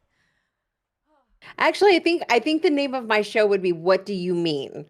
Because Okay. at some point during every stream, you will hear me cry out, "What do you mean?" And it's either something was super cute. What do you mean it's that cute? Somebody comes in and says something, and I'm like, what do you mean? Like, I literally just don't get it. Like, literally, I think, okay, so my entire life could be titled, What Do You Mean? Because there's so many different applications of it. But literally, also, if I tell you something, it's like, what do you mean? I think that's probably it. It's gonna be what do you mean? Because some of the stuff is just so unbelievable when it happens, but then also like I ask a lot of questions sometimes because I am Jon Snow and I know nothing. So you're telling me, what do you mean that you have to spend money to make money as a streamer? Yes. That's like the number one question asked as a content creator. Yes, you got to make money. You got to spend money to make Spend money to money, make money. Yep. especially if you want to build your own business. What do you mean I'm going to go live on Twitch and not be surrounded by millions of viewers and be able to quit my job tomorrow? Explain this to me like I'm 5. Yeah, that's wild. What do you mean insert work shenanigans? Yeah. That's actually good. And then in that type of scenario show, what kind of like that what do you mean? What kind of show would that be like resembling to a show that you've seen, like for example like Ugly Betty or One Tree Hill or something like Malcolm in the that? Middle. Oh wow, you've like hit it on the nose. 100%. Nanera, tell me I'm wrong. 100%. If there was ever a TV show that my life, my streams, my everything was akin to, it would 100% be Malcolm in the Middle. Frankie Muniz was definitely a heartthrob. I loved him in Agent Cody Banks and Big Fat Liar. Great movies. But yeah, Malcolm in the I think Middle. I saw Agent Cody Banks. Yeah, I think I saw that one. There's one with Haley Duff and then one with some other chick, and I never seen the second one. Ads gonna start soon, shortly, and we have about 10 minutes. I'm so sad. This was a fun 2-hour stream. I could go longer, It definitely, yeah. but I don't want to hold you hostage. Zach could tell you stories of how I held people here because I'm Puerto Rican and That's I so say funny. bye like 10 times, and you will never leave if I say bye 10 times. It's like when you like have people over, like, yeah, you know, I know you want to stay, but you gotta get the hell out. Right? As soon as you turn off the lights, like, yeah, bedtime. But yeah, I love the kids. Yeah, Staying by is like the last half hour. Exactly. True. Zach knows it. Oh, let's see what Humbly You're like, has. no, you hang up first. No, you hang up first. Oh gosh, it's not like that anymore in this generation, sadly. All right, Humbly. Let's see Mhm. what Humbly has for us. Humbly said, "Let's observe chat in this natural habitat." In the wilds of Vale Dream Game On's chat, a curious hush fell as the streamer went quiet. Hey, okay. First of all, I'm so sorry about the quiet mic. Like I said, I have a loud one here, so I have to lower my microphone so you don't hear him. The pack railed with laughter and support while Crunchess, I said it right, was hailed for their charity endeavors. Panda faced playful accusations of debt and confessions of inspiration fluttered about like butterflies. And as a break loomed, the tribe's bonds tightened with follows and emotes galore. Okay. I thought Humbly was gonna call out Panda, but no, I get called out, of course. Dang. Hey, if it's bad enough you put the fires out, sweet.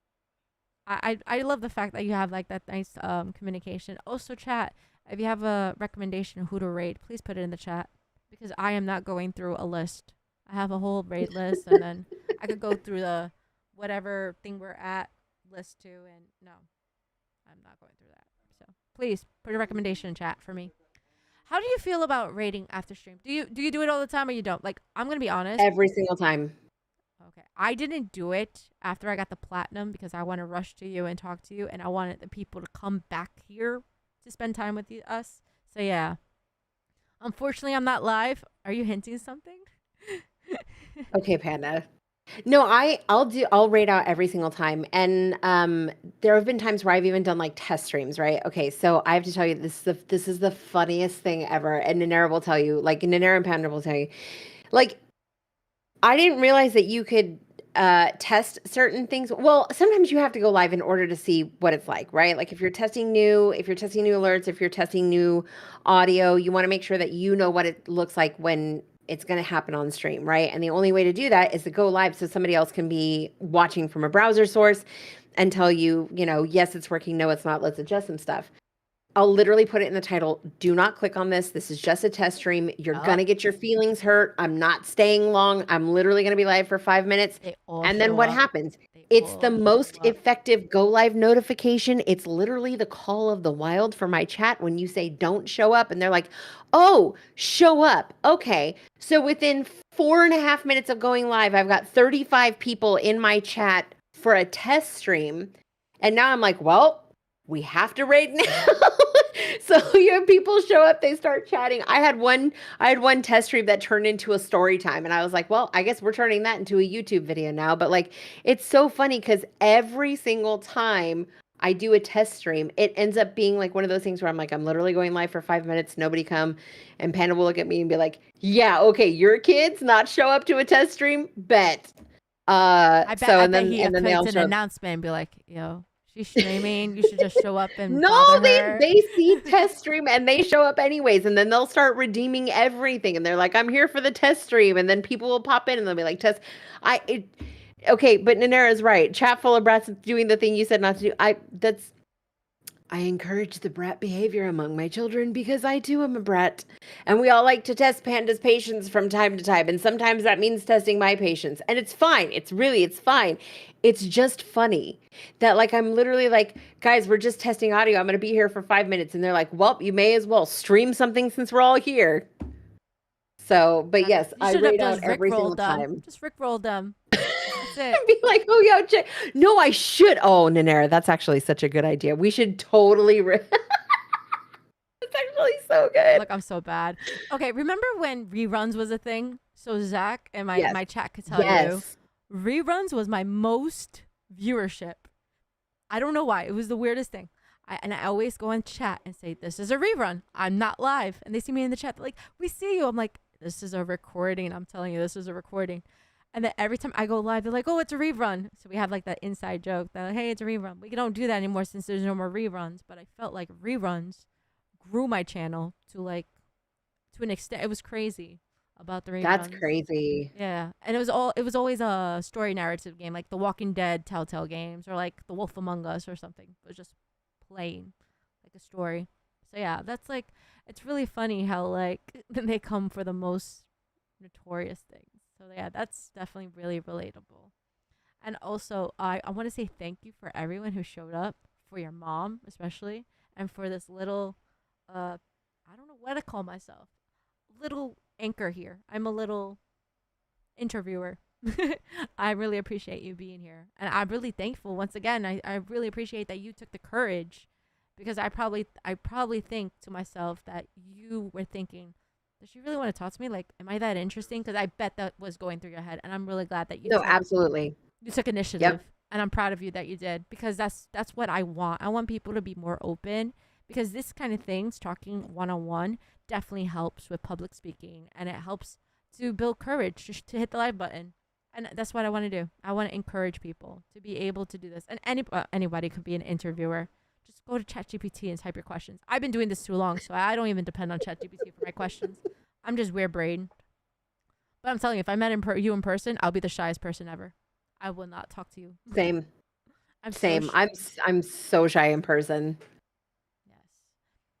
What is one thing we would want to say to your kids if they want to start streaming? What would you say to them as a mother? As a mom, I think the important thing when you're going to stream is there's two things I would say. Is one is have small goals in mind. Don't just have one large end goal of becoming this big creator and getting famous and making a lot of money and doing it full time.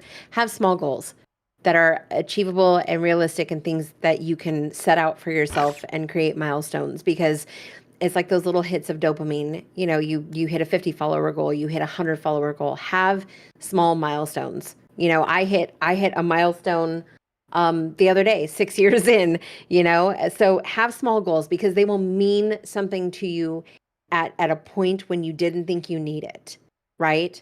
So those small milestones will come up maybe when you're feeling like there's no point to this, or maybe you should just give up, or maybe, you know, that end goal is feeling very far away. So I would say start there. Second, and I will die on this hill, make content for you. Don't make content because you think it's what other people want to see. Don't be the streamer you think everybody wants to follow or subscribe to. Play the games that you like, that you enjoy, that make you happy. I don't care if it's not popular. Streamers are not, you don't gain a following and you don't create sustainability by playing what's popular, because the games will change. The meta will shift. The one consistent in your streams is always going to be you. Be authentically you. And the only way you're going to do that is by playing the games and streaming the content and making the content that makes you happy and brings you joy. Because people will be able to tell when you're faking it. And at some point, your ability to be on and play that part is going to make you exhausted and could potentially cause you to resent streaming. So I think that's literally the most sound advice I could give to anybody. Other than that, just go live and have fun. That is beautiful. And yes, that is a very sounded advice from Crunchess. Please check out the links. TikTok. I see you have 2 TikToks. I know you didn't put your Twitch, but it's fine because you are tagging the title. And Instagram, X, aka Twitter. I would never call it X. And YouTube. I follow you on everything, by the way. I hope you don't feel bad about that. Oh, no. Also, if you're a streamer and you would like to be interviewed by me, click on my website, schedule an interview. I only have May and June available, and they're filling up fast because it's first come, She's first a booked serve. queen. I know, I love it. I love it. I'm busy. And I have a lot of days off due to some NDA stuff, and I'm doing a Life is Strange marathon if you ever want to check that out. But please tell us your schedule. What are you playing next in your stream? And once again, I need that raid recommendation. So again, I'm mostly streaming Tuesday, Thursday nights, and Saturday afternoons right now. I do post my stream schedule in the Discord, so if there are any changes, I usually use my Discord as a means of notifying. But usually Tuesdays and Thursdays, 6 p.m. Pacific. Saturdays, usually around 2 to 4 Pacific, just depending on what I have going on that day. Still playing Pokopia right now. Still only playing Pokopia, although we did finish the main storyline, which means next week there may be a return of Pokemon Unite or TCG Card Shop Simulator. Haven't really figured out where the vibe is just yet, but definitely going to be bringing back some simulator games, some community games, and just some good old-fashioned Scuff Squad chaos. I love that. And are you planning to like play like Pokemon, like Let's Go Pikachu, or like those old school Pokemon games too? So I started a playthrough of Pokemon Yellow because I was a late to life trainer and my Pokemon journey started at Y. So I was like, let's go through and play all the Pokemon games leading up to this. And so we started a Yellow playthrough and I put that on hold for Date Everything. And then, yeah. So I never went back to it. But yes, that is probably the goal in between now and Winds and Waves, because I do plan on playing Winds and Waves when it comes out. So we may see a return of the emulator gaming. Nice. And I'll just let you know, Let's Go Pikachu is the yellow version for Switch. Got it. All right. Thank you so much, everybody. So once again, if you have a raid recommendation, please type it in the chat. Oh my God, I just got gifted subs. Oh my God. Thank you so much for the 5 gifted subs, Panda. Panda gifted a sub to, I don't know how to say that name, but thank you. Serendipity, E-Rocks, and Serendipity. Why are there 2 Oh, thank you for the follow, Serendipity. And then God of Noobs. What a great name. And Mayor Hari. I don't know any of those names, but congratulations. You have my emotes and you have special privileges to use on my stream when I go live. Yay. Especially change my lights different colors. Can't do it now. Are you going to have fun editing this video for yourself? Oh, hi, Harry. Probably. Yeah, probably. I think the conversation just kind of flowed. It was really nice. So I think it'll be minimal editing, if anything. But yeah, I plan to use a lot of the clips from this from our conversation to, kind of promote the video. So Go right I think ahead. so. That's the whole point, and I really appreciate it. I will be sending this right after. Still waiting for a raid recommendation. Don't be shy. I would rate my All boyfriend, but right, he's my not kids, who's mine. got a raid recommendation? Yeah, come on. I make sure they're not follower only. Ooh, we will have a fight.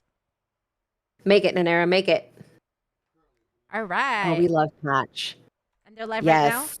They're live right. Yes. I'm not gonna do an offline raid of Panda. Even though that sounds so fun. No, we're not gonna do that. Right. Hilarious. Let's give a shout out to Patchwork. I will be talking to Crunchess after stream real quick, so I let her know the gist of what happens after. And yeah, thank you so much, everybody. We gave a shout out, and we're gonna start the raid. So everyone, bye, and be sure to follow Crunchess on all social medias.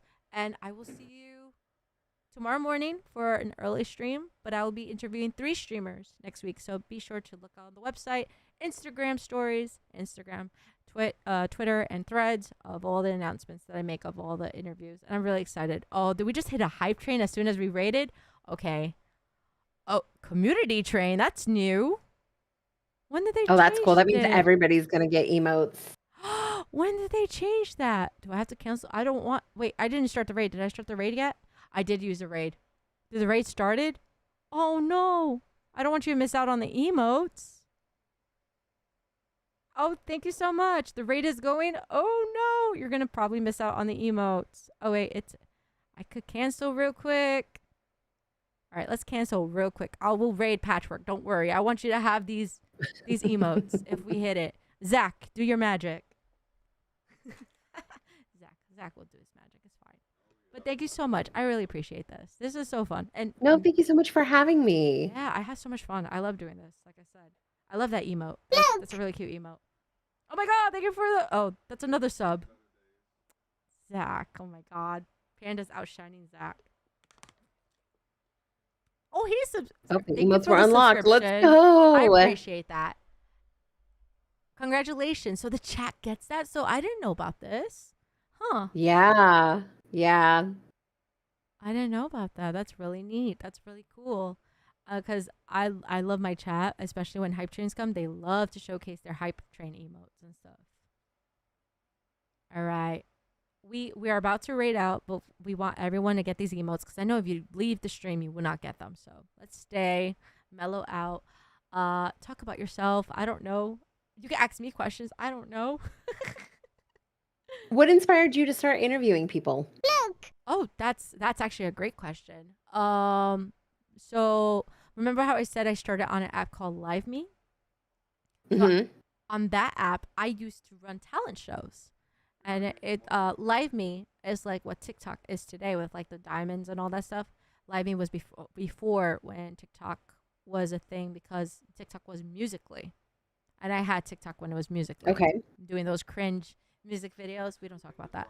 But I did it as a talent show and stuff. And I had a really cool experience watching through that app people interviewing people. So when I started working at New York local events like Anime NYC as a media freelance photographer or like Play NYC for indie games, I actually had a media pass to interview game developers and everything. I didn't have experience. I don't know what I was doing.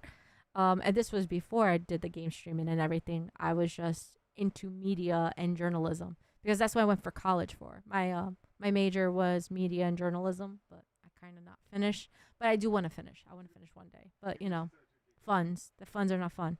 And when I started interviewing, I wanted to get into the brains of people because I didn't know what I want to be. So asking from wise, like, wise investors or wise like developers or just the not the organization but like the occupation of these things that you never know what's behind, like the artistic of a game or like the time frame and stuff like that. You're not aware of that, and it's really fascinating to me learning those things. And then when I did like certain like voice acting gigs and stuff, a lot of voice actors asked me like, you should you should consider yourself to like ask these type of questions of voice actors as well.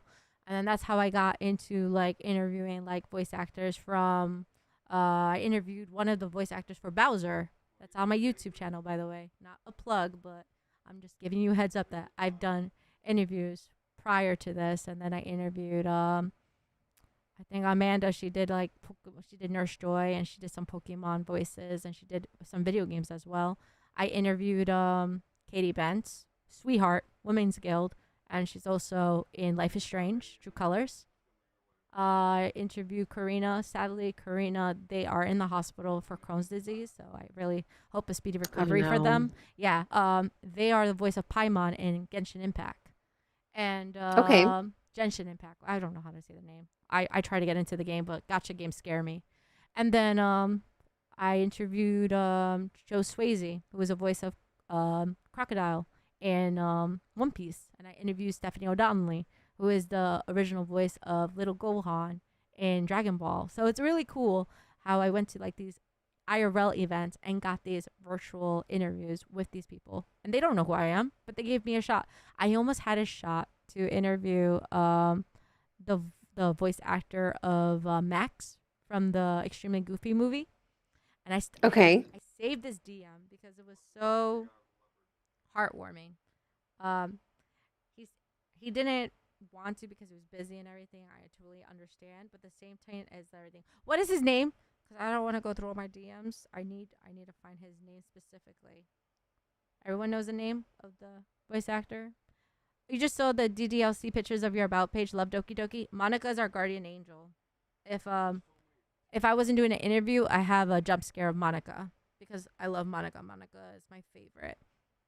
Like, I love Doki Doki. Yep, just Monica, always. Would you ever play Doki Doki Literature Club? I probably would, which is interesting that I haven't because Nanera has recommended it so many different times. It is such a wholesome game. It's not scary whatsoever. It's a great game. You should play it. Not a psychological horror game. It's a great game. You would not get traumatized. It's the best dating simulator game ever. You'll enjoy it. I promise you. And remember, just Noted. Monica. Super wholesome. And Monica might join your chat, by the way, if you play it. So yeah. All right, we're gonna go raid this person. Patchwork. There we go. Also, thank you once again for that community train. First time witnessing that. So cool. I love new things when I'm not aware of it. All right. Is the raid working? Let me know. Oh, I totally messed that up. Let's try that again. Raid. Bam. Okay. Hello, Twitch. They're still live, right? They better be live. I'll be sad. Yeah, thank you for that. I really appreciate you. I didn't try to keep you hostage just because, I wanted you to get the emotes. Also, showcase your emotes if you all got it. That's so cool. All right, the raid started. Yes. Do you see it? Perfect. Great. All right, so we're going to go right out to Patchwork. Once again, thank you so much for your time. And just stick around for a bit with me. And yeah, oh, it's a cute emote. It's a froggy. Congratulations. I love that. I love all the emotes you got. That's so cute. Yes. All right. Why? Well, thank you so much for having me. I appreciate the opportunity. This was a lot of fun. Yay! That's all I want. That's all I want. The feedback. I was thinking about making a feedback page and stuff, but if you ever want to like do like a video thing and just send it to me, I'll post it and give you an awesome shout out. That's all. All right. Got it. New raid. All right, ready? We're going to raid out to Patch. We're going to go to the ending screen. Anything you want to say before I go to ending screen? Thank you guys to all my kids who showed up and were on your behavior. Oh, we could talk about that later. All right, bye. Yeah.